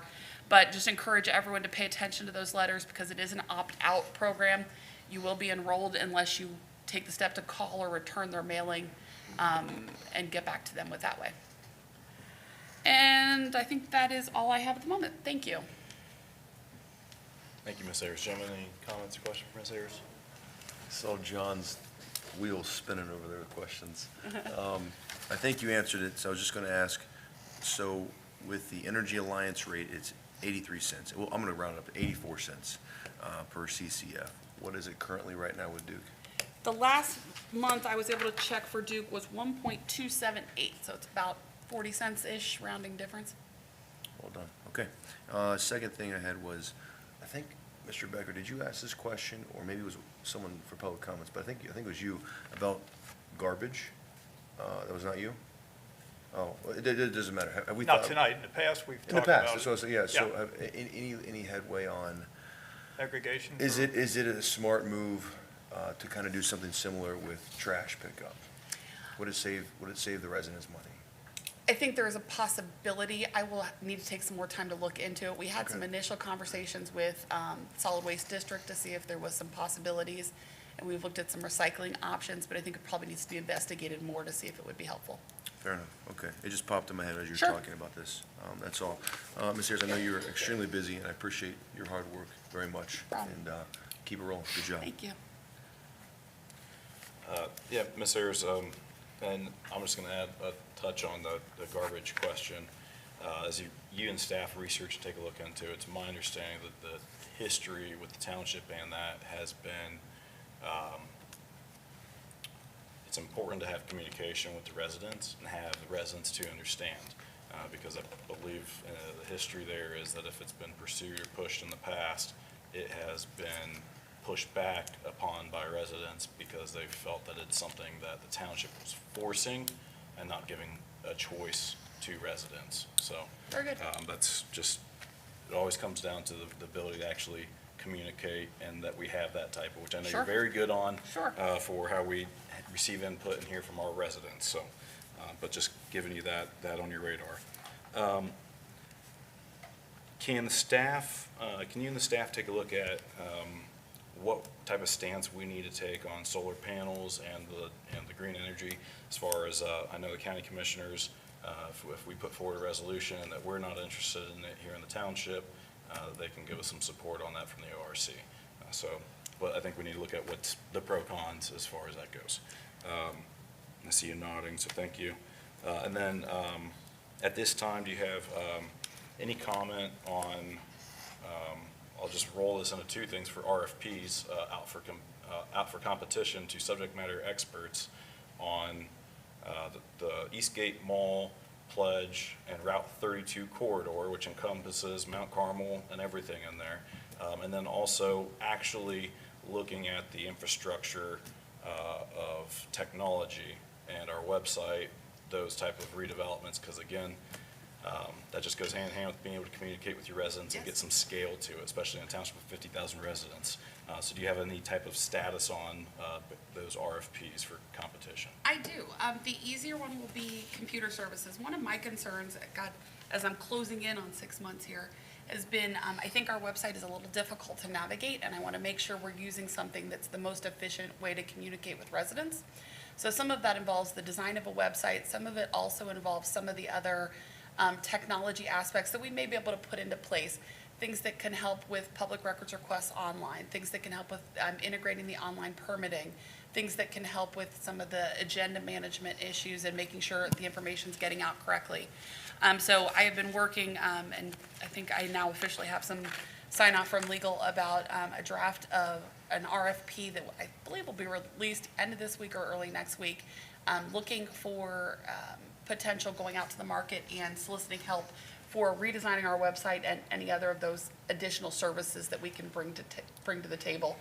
So I want to look out, see what's out there, what the best options in the market are, talk through it internally with the staff to see what we think would be the best company to move forward with, and then present you with some options to say, hey, here's a basic website redo and trying to work through some of the efficacy issues there, but also if we want to add on additional services to get more of a robust digital presence, here's some options that we could pick, and we can go through that.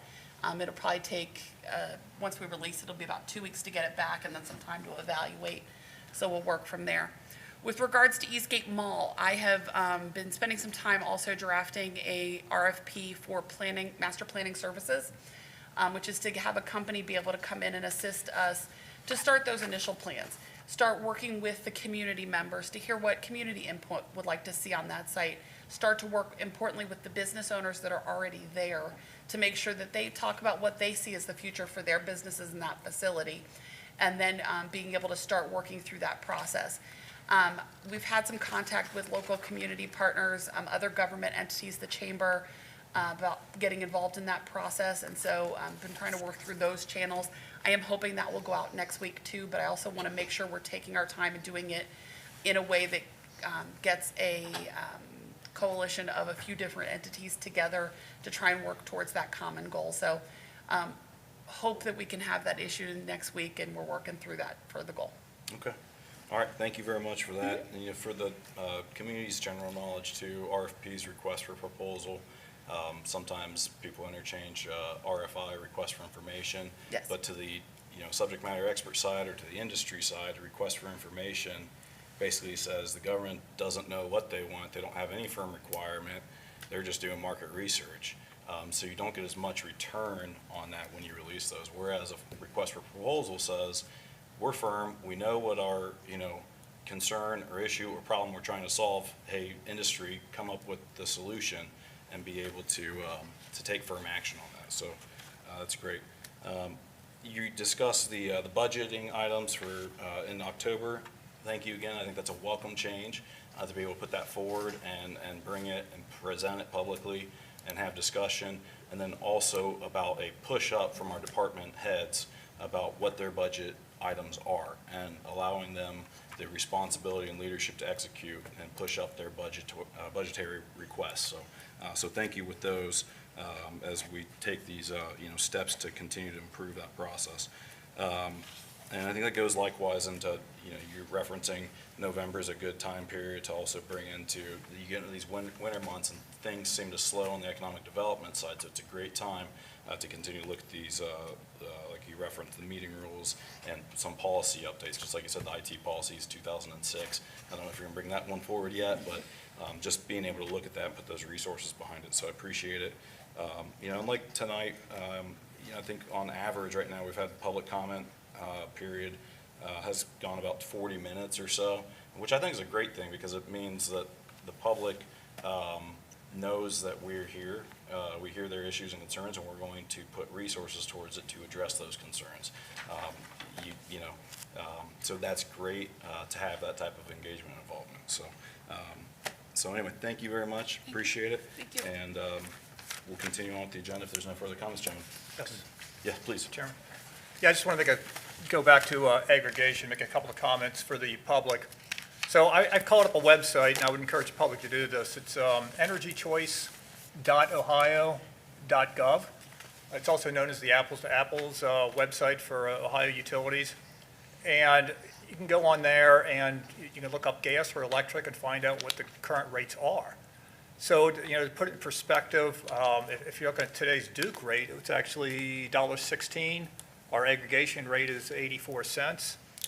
The closest deals I can find out there, and our aggregation rate, keep in mind, is fixed for 24 months with no early termination fee. So if rates were to suddenly plummet, and you never know, you can get out of the aggregation, go do something different.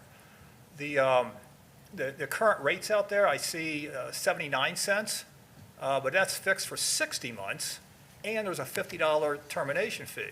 So that might not be a bad deal either to look at. So, you know, most you can lose there is $50, and you're locked in for 5 years. So I would definitely consider that. There's also variable rates out there you might want to consider. But if you don't want to be, you know, hassling with, you know, juggling your utilities, doing this kind of research, my suggestion would be just take the aggregation deals. It really is a good deal. That's it. Thank you, Mr. Becker. We'll continue forward. You know, sorry, it's just I know as you look at that, Ms. Ayers, with the meeting rules, I know that all encompassing is what we've been talking about since you first got here, or even during interviews about forum and having, you know, the regularly scheduled meeting and or if there's integration of working sessions or how we do that. It's kind of even the segue we talk about having a joint session with the school board. You know, how does that look? What type of forum is that? So I think those are all great things. So appreciate it very much. All right, gentlemen, any old business at this time? No, sir. Okay. New business. Item alpha, approval of payments. Is there a motion to approve payments as prepared by Mr. Campbell, our fiscal officer? So moved? Second. No discussion. Roll call, Mr. Campbell. Mr. Dills? Yes. Mr. Becker? Yes. Mr. Logue? Yes. Motion carries. Item Bravo. Approval of monthly financial report. Motion to approve monthly financial report as prepared by Mr. Campbell. Is there a motion? So moved? Second. No discussion. Roll call, Mr. Campbell. Mr. Dills? Yes. Mr. Becker? Yes. Mr. Logue? Yes. Motion carries. Item Charlie. Approval of purchase orders. Approval of purchase orders exceeding 10,000 is recommended by Ms. Ayers, Township Administrator. If you would please present, Ms. Ayers. Yes, sorry, one second, I was pulling something up. Do have quite a few this evening. First is, legal fees, Broker and Eckler, $50,000. Second is West Clermont Local Schools for a second half TIF settlement payments in the amount of $1,494,358.84. We also have Great Oaks Career and Technical Development for second half TIF settlement payments in the amount of $24,738.66. Clermont Northeastern Schools, second half TIF settlement payments in the amount of $15,065.88. Milford Board of Education for second half TIF settlement payments, the amount of $961,734.06. Villas at Waterford Glen for a second half TIF settlement payment, $44,963.78. Redwood Living, also for the second half TIF settlement, for $66,141.90. Echelon by 360 LLC for second half TIF settlements, amount of $50,229.47. Total Quality Logistics for a reimbursement of July 2022 Economic Development Agreement in the amount of $62,089.44. Clermont County Treasurer for the Benning Road Stabilization Project, the OPWC program, the amount of $64,851.36. Postage to the Post Service for the amount of $50,000. Total Quality Logistics, again, for August 2022 Economic Development reimbursement for the amount of $53,989.65. MPC Investment for fuel for apparatus and vehicles in the amount of $24,000.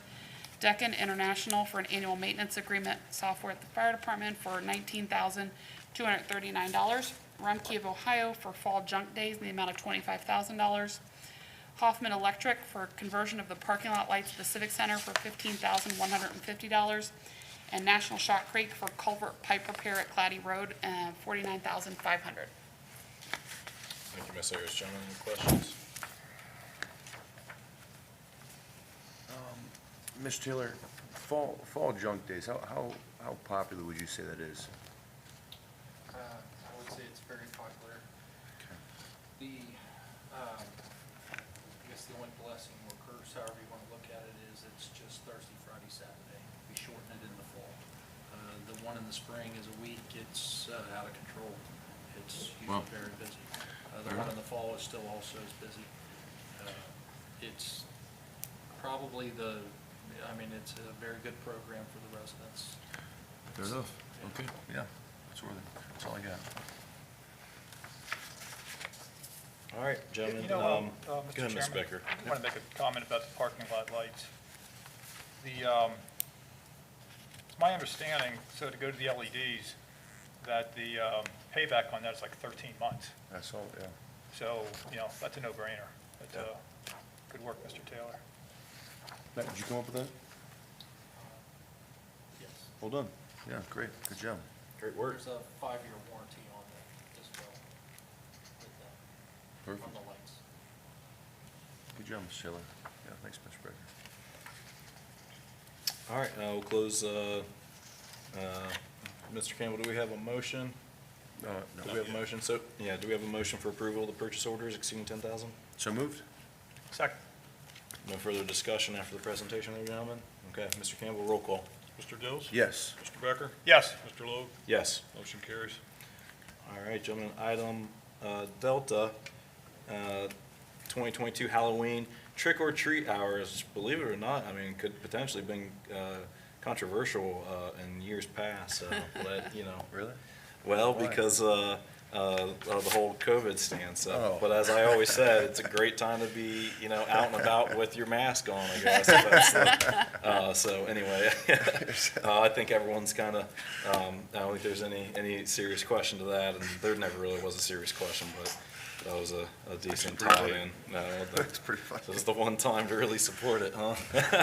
So, with that, is there a motion to establish the 2022 Halloween trick-or-treat hours in Union Township as Monday, October 31st, between 2022, between the hours of 6 PM and 8 PM? So moved? Second. Any discussion there, gentlemen? I think I'm going as the Hulk or T-Rex is what my son wants me to go as. So, You gotta I defer would like to, pictures. defer to the kids, gotta defer to the kids. Do we need to have a Halloween dress-up here? I've done it before, let's not. All right, John, what would you dress up as? An accountant? I'm scary enough as I look. all right. We'll close discussion. Mr. Campbell, roll call. Mr. Dills? Yes. Mr. Becker? Yes. Mr. Logue? Yes. Motion carries.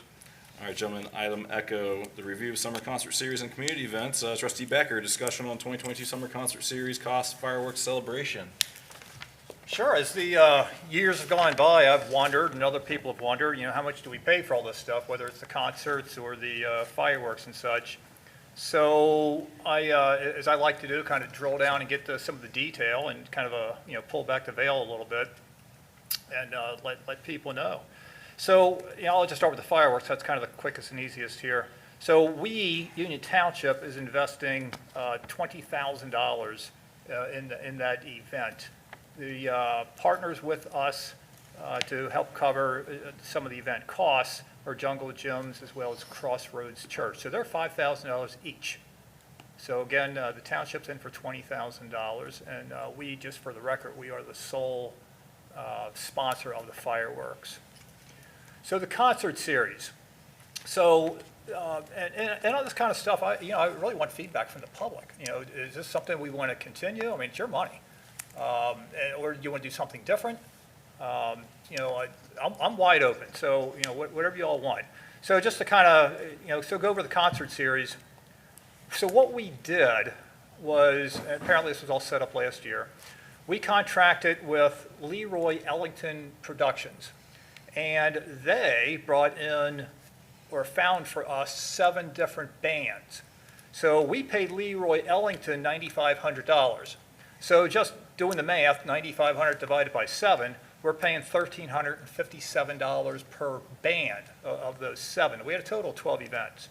So those 7 bands were the Varner Netherton Revival, Strange Love, The Gamut, Model Behavior, Kevin McCoy Band, Tom the Torpedoes, and 3 Day Rule. Again, those are $1,357 each. The other events on here, you had, actually our most expensive one was the Billy Rock Band. And they were a good band. Unfortunately, we had a rainy day. There was maybe, 6 or 8 people. Cost per participant was pretty high that day. So that was unfortunate. Our first concert was also rainy. I think there was maybe 12 people that day. So, that's the risk you take when you're doing outdoor events. So the other concerts or events on here, we got the Cincinnati Shakespeare Company. That quote-unquote free event cost you $1,200. The cheapest ones, which based on attendance, I would say are the best deal. They're not the best attended, but if you look at the cost and cost per attendee, it's the best deal. That's a Cincinnati Brass Band was $600. The Monday Night Big Band was $840. The Sycamore Community Band was $400. So if you were to add in staff cost for these concerts as well, so that would be, the service department, they do a great job, setting up things, taking out the trash at the end of the night, that sort of thing. Justin doing the TV productions for us. That all was another, $7,800, it looks like. The 12 performances was $14,540, brought us to a grand total, around numbers, I'm just going to call it $22,800. So that was the concert series of 12 events, plus the staff cost, $22,400. And again, the fireworks show is costing us $20,000. Question, was the 22,400 inclusive of that 9,500? Yes. So so we're contracting out to Leroy Ellington LLC, $9,500. Yes. To book bands. Yes. And these are bands that are community bands in my mind, we'll hear from the residents on this, but bands in my mind that we also compete for with, like a band that maybe booked at RJ's or, you know, another restaurant or establishment around the township, not necessarily, more of a national act or something more to spur community, economic, you know, investment dollars being spent here, or people coming out to see from a bigger standpoint. So anyway, just wanted to hear that. You said, you know, $600, bands maybe $600, but when you factor in that fixed cost, $9,500 per band, I mean, over the cost of the band. Well, no, I'm to just, be yeah, clear, the fixed cost overall that's spread. the 9,500 was the cost for 7 bands. Okay. So that's a booker that then handles getting those 7 bands Yeah, together, and then they more pay than them that. $1,000 a band for signing a contract. I don't, So I think that's something we need to look at moving forward, if that's been, I mean, I don't know how eclectic or nationwide this LLC is for that, but that's, yeah, that's kind of astounding, 9,500 as far as the value of return there, so, okay. And then the other thing you said was 22,400 then in total. Yeah. And I'd honestly put did you talk about, you were talking about a cost per attendee, but did you get to what you presume that cost is, or it's broken out between different events, or, because I view this from one segment too, I'm just gonna lead into this. I view it from a population standpoint, because I know, without a doubt, and this isn't you know, just as just a fact, I believe that we attract the same population, probably plus or minus 10–15%. You're probably 150 people plus or minus on a bell curve there. So it's really $22,400 grabbing an impact of 150 people, potentially the same 150 people. I'm just thinking about it from a data perspective versus 150 people times 12 events or however it may be, and you get to a bigger number. But if I go to every single show, it's my benefit, and that's great, but are there things to look at that brings in a better access to be able to get township services and a rapport with residents? If it's from bands to a national act to a movie night to this kind of discussion I've had personally with Susan in the past. So anyway, I think this is beneficial, your deep dive into this, so thank you. Yeah, so also, and I was kind of looking, as I was initially looking at the numbers and asking myself, well, is that a good deal? It's like, well, what's that cost per person? Well, obviously, it depends on attendance. So if you say, if you take a, just kind of, you know, so how do you average in the two nights that it rained? I don't know. So if you take, say, 100 people per night, and one night I did actually sit there and count them, and I think it was like 130. I think it was a Shakespeare event. And that Shakespeare event is popular. It seems to be a little better populated than some of the other ones. But just if we even take the average at 100, you know, that's still coming out to like $18 per ticket. Yeah. I don't know what it costs to buy a concert ticket these days, but I'm thinking $18 is a pretty good deal, you know, per person that actually attends. And So, and it's up to the public to decide, you know, you tell us, is that a good deal? And I'll also caveat that too, as far as what the band is and who the band is, because if it's a band that you see for free while you buy a burger and fries or something that's somewhere, you know, locally, and it's a, you know, restaurant that's taking that cost, then they're doing an aspect of their business model to support their business. Well, So- something to consider with all this is these bands, or in Shakespeare, I mean, they're bringing in people from out of town, at least some extent. While they're here, we're hoping they're shopping at, you know, Jungle Gyms or down at the RJ's, drinking a beer or whatever, that they're spending money here in the community. Yeah, So, you know, the merchants appreciate that, of course. right. But are we getting the biggest, the maximum, you know, return on investment there? Susan, I see you're nodding your head. You want to add a comment? I was, yeah. You know, I think this is a great discussion to have. I think as we go through the winter months, we will finalize what we want to do for next year. I think these type of community events are frankly very important. You know, even if it's $18 an attendee or whatever, these types of events are important. It keeps the community an option to get together. It gives us some, you know, events and things that I think are important. But I do think there might be some ways to help modernize some of what we're doing. One of the things we've talked about, and didn't mention the Parks and Recreation Committee is meeting tomorrow again. One of the things they mentioned is potentially we promote some events in the parks, movie nights in the parks, maybe trick or treat, things like that. I would love to see some input from groups like that to be able to say, hey, what are some events that we think community members would like to go to?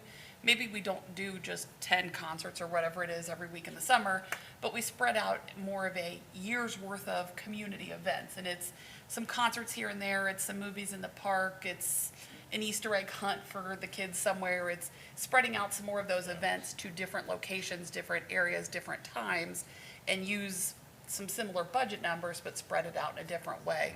So if it's okay with you, I would love to talk to that group a little bit about some feedback. Also, if there are members of the public that would love to reach out to me, I'd love to hear it, talk about what you would love to see for community events.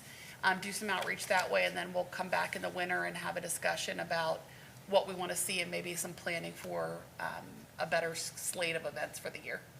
That sounds great. I'm going to say, because it's on the top of my mind, as you're talking about the weather events and those issues, I think it's a great, look and research it with staff, the pros and cons, but what's the flexibility there that if it's going to be a storm night, but there's a band booked, or there's an event booked, or there's something that's booked that's here, that people can either, one, be, flexibly redirected to the gymnasium that we have, and use that as the civic center, and there's a concession stand in there, phenomenal. Or, I know from our discussions in the past with, my discussions anyway with Crossroads leadership, they want to see their building get used more and more and more. And I think there would be a great avenue. They've got stage quality, production capabilities, and the parking lot's right here. So you still come to the same location, but there may be some signage up that says, due to the inclement weather, go down these steps and into Crossroads. Great. And stay dry. And, I think that's a great way to just work with and collaborate with our partners. Sure. The resources that we have. Yes, Mr. Dills. Ms. Ayers, I agree. We'll talk about this more in the months to come. But tell me if I'm wrong. I think, but with us, if we partner with a marketing company, but I think our marketing of these concerts is, I'm trying to think of a nice word to use. I just think it's kind of weak. Is that okay? So we Facebook, we have the scrolling marquee signs, and then we have the trifold signs, which, by the way, I get, oh, Joe Dills, are you playing in a band this weekend? What is this, And I get this all the time. I think it should be the band and what genre of music, something like that. I don't necessarily need my name on these trifold signs everywhere, but just my personal thoughts. But if I'm going to go to a place that's got a band, I want food. And the food truck being 500 yards away, and I'm probably exaggerating, it's too far away. It doesn't make sense logistically. I think it needs to be down there, right there by the main drive. Let's put some electrical units in there to get those trucks hooked up. And then also, I personally, like, my kids hate it going to these concerts. I mean, just they hate it. And so, and I have to twist their arm to go with me because it's not fun for them. So definitely family movie nights, sporadically. And I think a one-time purchase of the screen and the projector, one-time purchase it, and then therefore it's, I don't want to say free, but it's free after that once we buy it. I mean, for the next several years, I mean, except for maintenance of the equipment. But, yeah, I just a few ideas. And then, yeah, I'd like to see a bigger name, I know, personally, I'd like to see less concerts and a bigger name, one bigger name instead of, just me personally, but public might disagree with me on that part. But family movie night is definitely huge, because I don't think kids really have a good time at these things. It's not really a family place, so, but, and ice cream truck too, so, for me, but, all good, that's all I got, sir. Hey, no, those are all fantastic points. I mean, I'm with you on the signage. So, yeah, I think the staff research and look into that. That's obviously, this is a year where it's like the foundation was set previously, and it's just, but now we have an opportunity to seek engagement, get involvement from the residents, and be able to make some changes, and, build it one block at a time moving forward. It should be great. And I'm with you. I'm thinking the $9,500 is better well spent on administration booking bands, and then $9,500 going into promotion, and paid for channels at least to get the return there versus a production to sign those bands. No, that's great. So thank you. All right, moving forward, gentlemen, that closes the discussion. Item Echo, item Foxtrot, conversion of parking lot, lighting to LED. So do we have a motion to approve this conversion for the Civic Center parking lot, ride lot, lights to LED lights? We've kind of already had the discussion. Do we have the motion? So moved? Second. No further discussion, importance of moving the meeting forward. Roll call, Mr. Campbell. Mr. Dills? Yes. Mr. Becker? Yes. Mr. Logue? Yes. Motion carries. Item golf, the approval of resolutions, gentlemen. We've got resolution 2022-35, resolution accepting the budget commission amounts and rates, and presentation on that. Is that Ms. Ayers, you got that, or? Certainly can. Okay. This is one of those annual resolutions we ask you to accept. Previously, we set a tax budget. We send that to the county auditors. They look at that to justify the taxes that are associated and assigned to the residents in the township. They take all that and say, hey, sure enough, you need the tax money that you're saying you are, and they set the tax rates for the year. So what this does is saying, yes, we agree with the auditor office that we need those taxes and that we're agreeing that their rates and assessments are correct in assessing those for the next year. Okay, thank you, Ms. Ayers. Gentlemen, do we have a motion to adopt resolution 2022-35? So moved? Second. And any further discussion? Roll call, Mr. Campbell. Mr. Dills? Yes. Mr. Becker? Yes. Mr. Logue? Yes. Motion carries. All right, resolution 2022-36, resolution authorizing participation in the State of Ohio Cooperative Purchasing Program. Would you like to introduce Ms. Ayers? Yes, State of Ohio Department of Administrative Services has a cooperative purchasing program that allows the state to bid out certain goods, services, materials that are needed for a lot of different entities. This is local governments, school boards, port authorities, a collection of local government authorities. By authorizing this resolution, we are all agreeing that Union Township can participate in the program. It's one of their requirements for being able to access those better bidded contracts.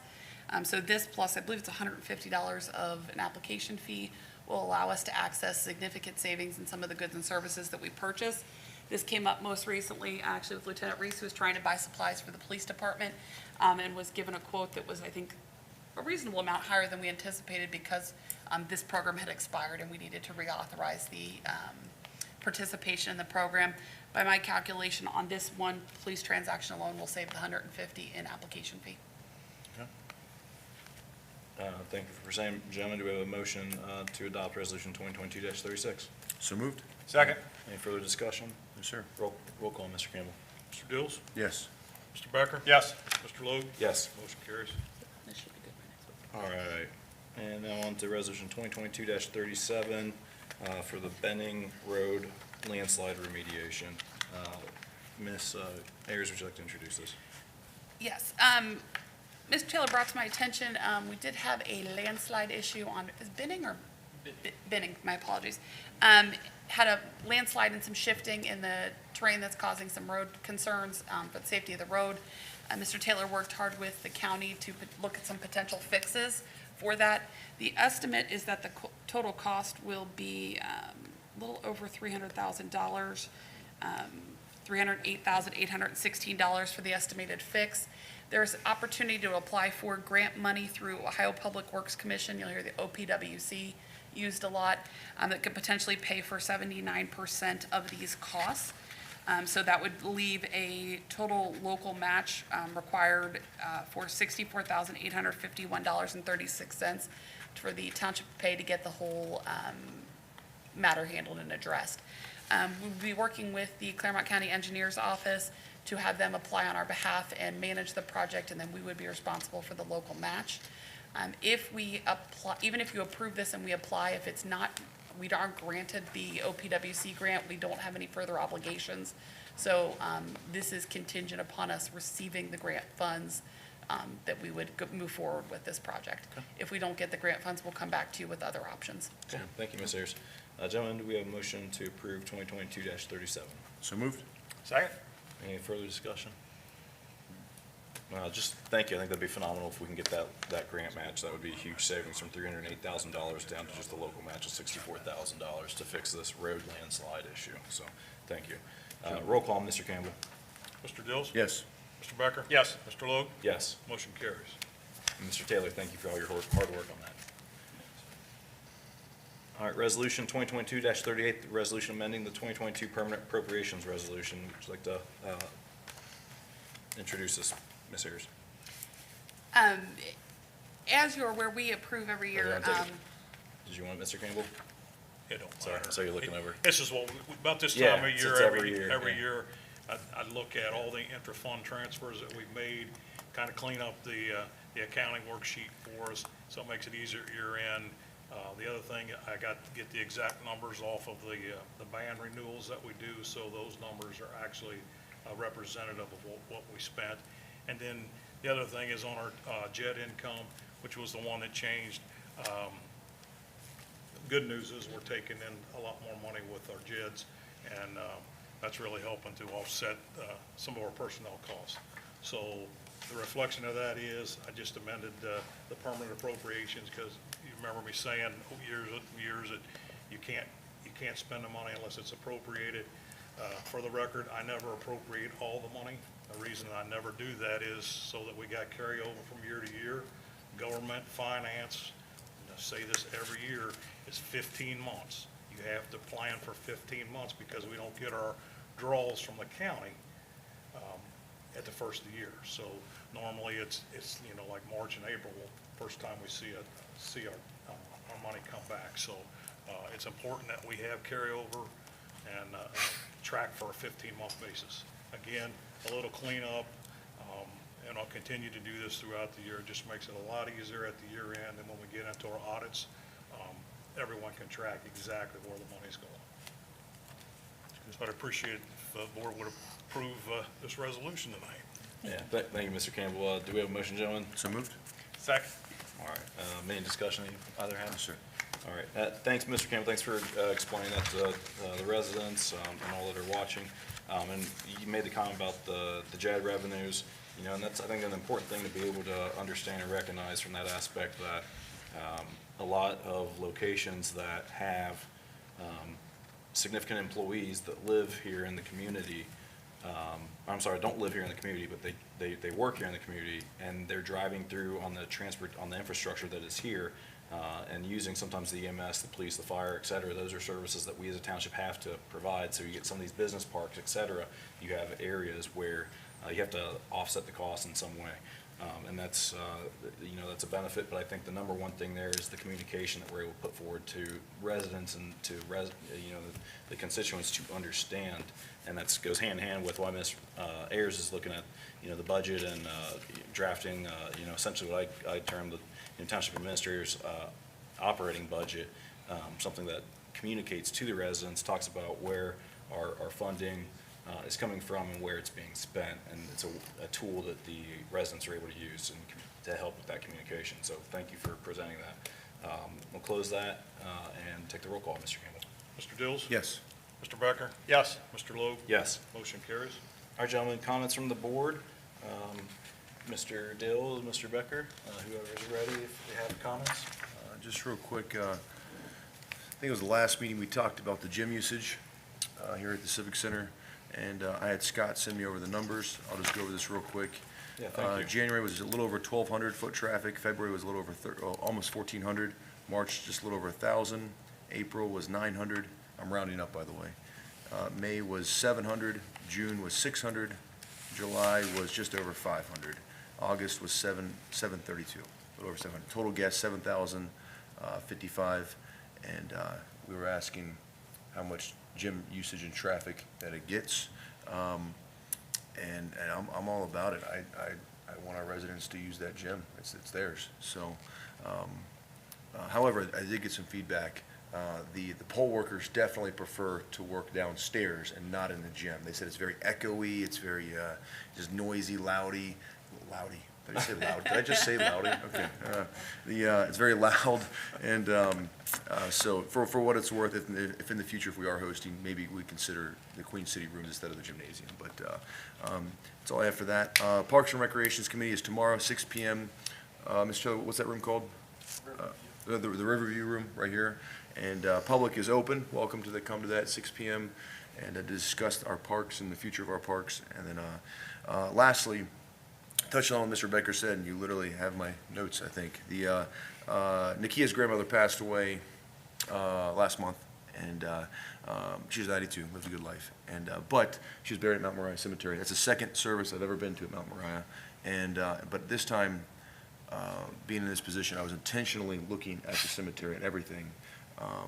Matt, your team does an excellent job. That's a beautiful cemetery.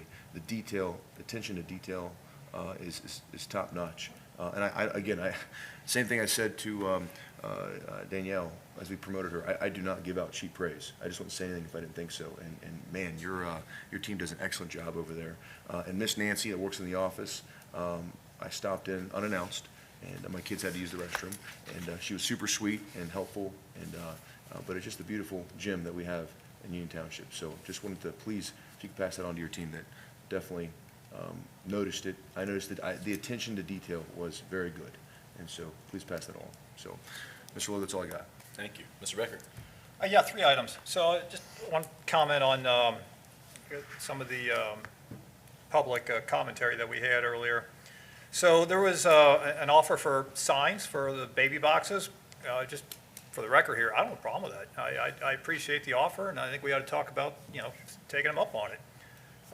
Regarding relocating the baby box, I'm open to that idea too. I think maybe Chief Diamond would appreciate getting it out of his hair. Maybe that's the right thing to do, so that'd be an additional discussion there. JEDS has come up a couple of times, so I just want to give you my thoughts on that. JED is a Joint Economic Development District. That's what gives townships the power to tax income. We partner with the city of Milford to do that. I don't like JEDs. I don't like the income tax. I never have. What I don't like even more are property taxes. And, I talk to a lot of senior citizens, and, I've talked to people who have literally been taxed out of their homes because of the higher property taxes. So if I have to choose between, voting for a JED or voting to raise property taxes, I'm going to go with a JED every day. And then the topic would come up about, well, is that taxation without representation? Well, when I used to work in the city of Cincinnati, I used to think about that. I was paying a 2.1 income tax. Well, as it was pointed out earlier, working downtown, of course, you're getting the amenities of the city. Well, somebody's got to pay for that. So that was a part of it. But in terms of, taxation without representation, yeah, I don't get to vote in the city of Cincinnati. But our members of the General Assembly, they can change that law. And kind of on the topic of changing the law with the General Assembly, I think there's a reason, I think it's very much connected here, why the city of Columbus does not tax the members of the General Assembly. I didn't know that until I was a member of the General Assembly. Thought it was curious. I don't have any income tax withholdings from the city of Columbus. Well, I think they just want to make nice with the legislators so we don't change the law and prevent them from taxing the people. Interesting. Very interesting. Thought y'all might be interested in knowing that. Yeah, very interesting point. Thank you for sharing that. I never knew that. Okay. That's thought-provoking. Thank you. So I'm just share with you, a couple of things. My point on, you were talking about the baby box and your perspective. Look, I know one thing, our staff, they're experts. As that goes, our staff's working with Ohio Department of Health to make sure that we understand the rules and that the rules are interpreted correctly. So, yeah, I think that it has to be allowed some due diligence. I think the way that the Ohio Revised Code was passed and the way in which the administrative code put more additional red tape on it, but something to that extent that they've been lax on creates issues. You got fire chiefs, and you got Fire Chiefs Association, et cetera, wanting to do things that are right for their community, and they're the subject matter experts that are out there in the field getting things done, not necessarily someone just putting more and more red tape on something from an office. So it'd be a benefit, I think, to see, let's bring things up to speed. I think it's an easy opportunity to look at the fact that technology has grown. If the fire chief's going to tell me that there's not a safety concern with this, who am I supposed to ask? I mean, if I have a heart attack and I call 911 and the paramedics show up at my house, am I supposed to tell them how to administer, to what's going on with my condition? Now, I was in Iraq. This is what comes to my mind right now. My corpsman, Doc Youngblood, got hit by an IED along a mosque wall in the city of Heat. And he did, as we were bandaging him up, tell us how to administer to his aide, because he's our corpsman. The Marine Corps corpsman is your medic. And we're just, we're done, we're the gun draggers and, knuckle draggers. So, yeah, that's appropriate in that sense. He's telling me how to fix him. But, our subject matter experts is where it lies. I want to afford the staff the time and resources to be able to work through that as appropriate. Okay, back to my remarks that I did have planned for us. Just reiterating again, before I get to that, you've probably heard a couple comments. So we're, obviously very excited about continued prosperity in the township and ribbon cuttings and the collaboration that we have with businesses and what you saw from with the schools tonight. So thank you all that sat here through the entire meeting. That partnership to continue to move forward with West Clermont schools, and the idea of having a joint session someday would be exciting and allows us to look at what type of form or format makes sense for that. But back to ribbon cuttings, Sportsman's Market is September 15th at 8:15 a.m. and Adams Heating and Cooling is September 23rd at noon. There was a soft opening of Sportsman's Market. They've already got definitely some of my money. That's a phenomenal selection of products in there. So if you guys haven't checked it out, it's not advertising, but it's their soft opening. And my kids were absolutely ecstatic to see some of the stuff that they've got on display in there, which at the same rate I see all the time. And I'm going to kind of look down towards Miss Ayers and Lieutenant Reese, because you see more and more in the communities a lot of mobility, just recreational vehicles. If it's from battery-powered, like skateboard type things that kids go fast on, to what they have at Sportsman's Market is mini bikes and some like awesome-looking ATV go-karts and stuff. But I do know that we hear and we see, and I think the best thing is always education to the public as far as that goes. I know we've had concerns in the past about regulating golf carts on township roads, et cetera. But at the end of the day, is the regulation of that and the increased police cost to go stop someone's with an unregulated golf cart an actual return on the investment in our officers' time, or is it more public education? Because, kids or an adult or someone is probably going to drive that golf cart regardless, or that, recreational vehicle, but you just got to be aware. You got to slow up and give safety and yield, where you know that there's kids that ride these bikes and get out there and do it. So anyway, just wanted to share that. Sportsman's Market's a very exciting opening. So now to just reiterate, we got the lantern lighting at Mount Moriah on September 17th from 5 to 7:30 p.m. Again, the end of summer fireworks, September 24th, and starting at 4:30 until the fireworks are going to go off at 8:30.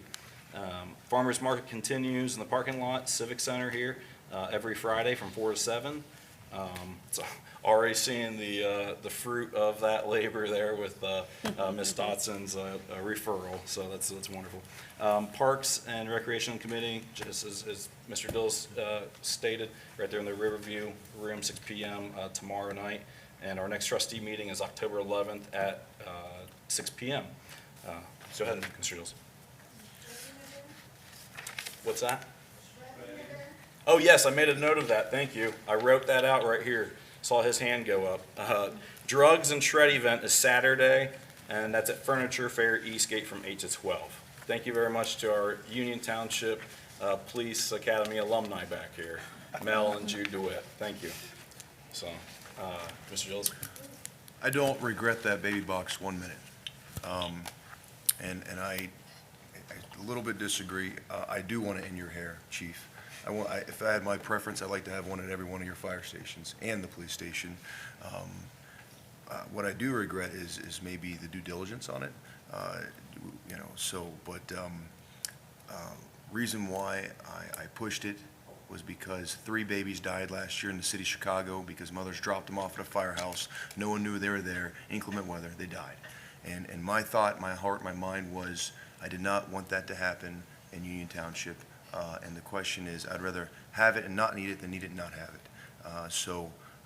We'll get it fixed. I'm completely, I have the 100% confidence in my administrator and our firehouse team that we're going to get this done, and it'll be fixed within the next couple weeks. I think we'll have a resolution soon, and we'll move on from this. But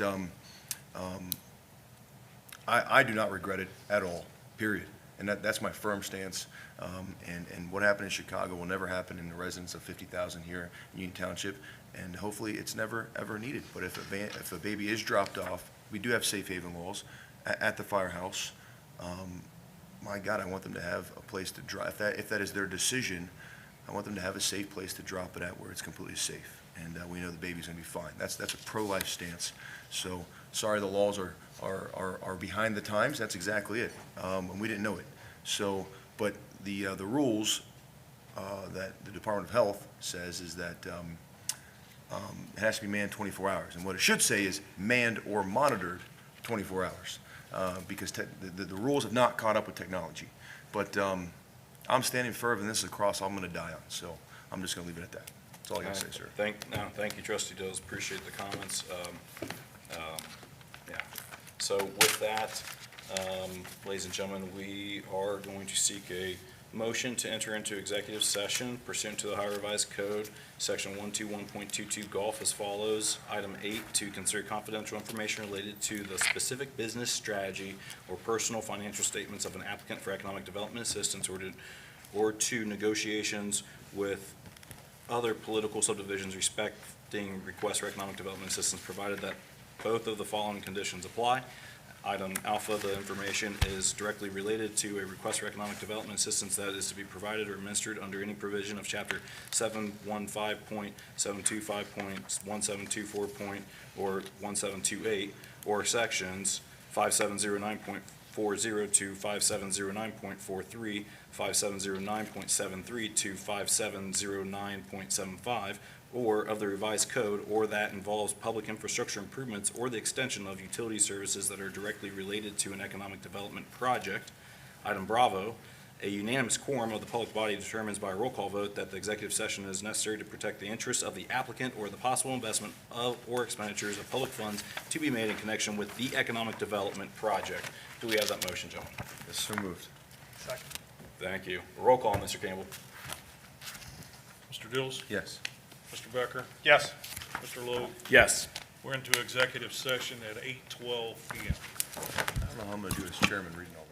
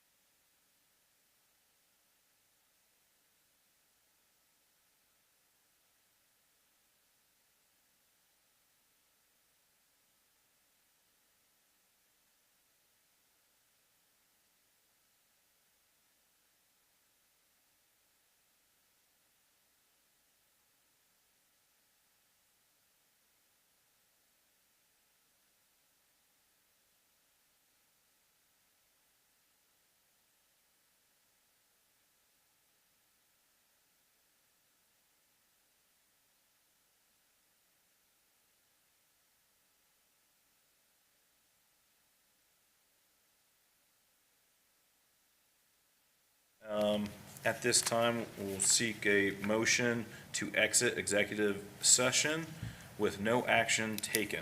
So moved? Second. No discussion. Roll call, Mr. Campbell. Mr. Dills? Yes. Mr. Becker? Yes. Mr. Logue? Yes. We're out of executive session with no action taken at 8:52 PM. Gentlemen, at this time, we'll entertain a motion to adjourn the meeting. So moved? Second. No discussion. Roll call, Mr. Campbell. Mr. Dills? Yes. Mr. Becker? Yes. Mr. Logue? Yes. We're adjourned at 8:53 PM. Good meeting tonight, Mike. Good meeting. Nice job. Thanks, John.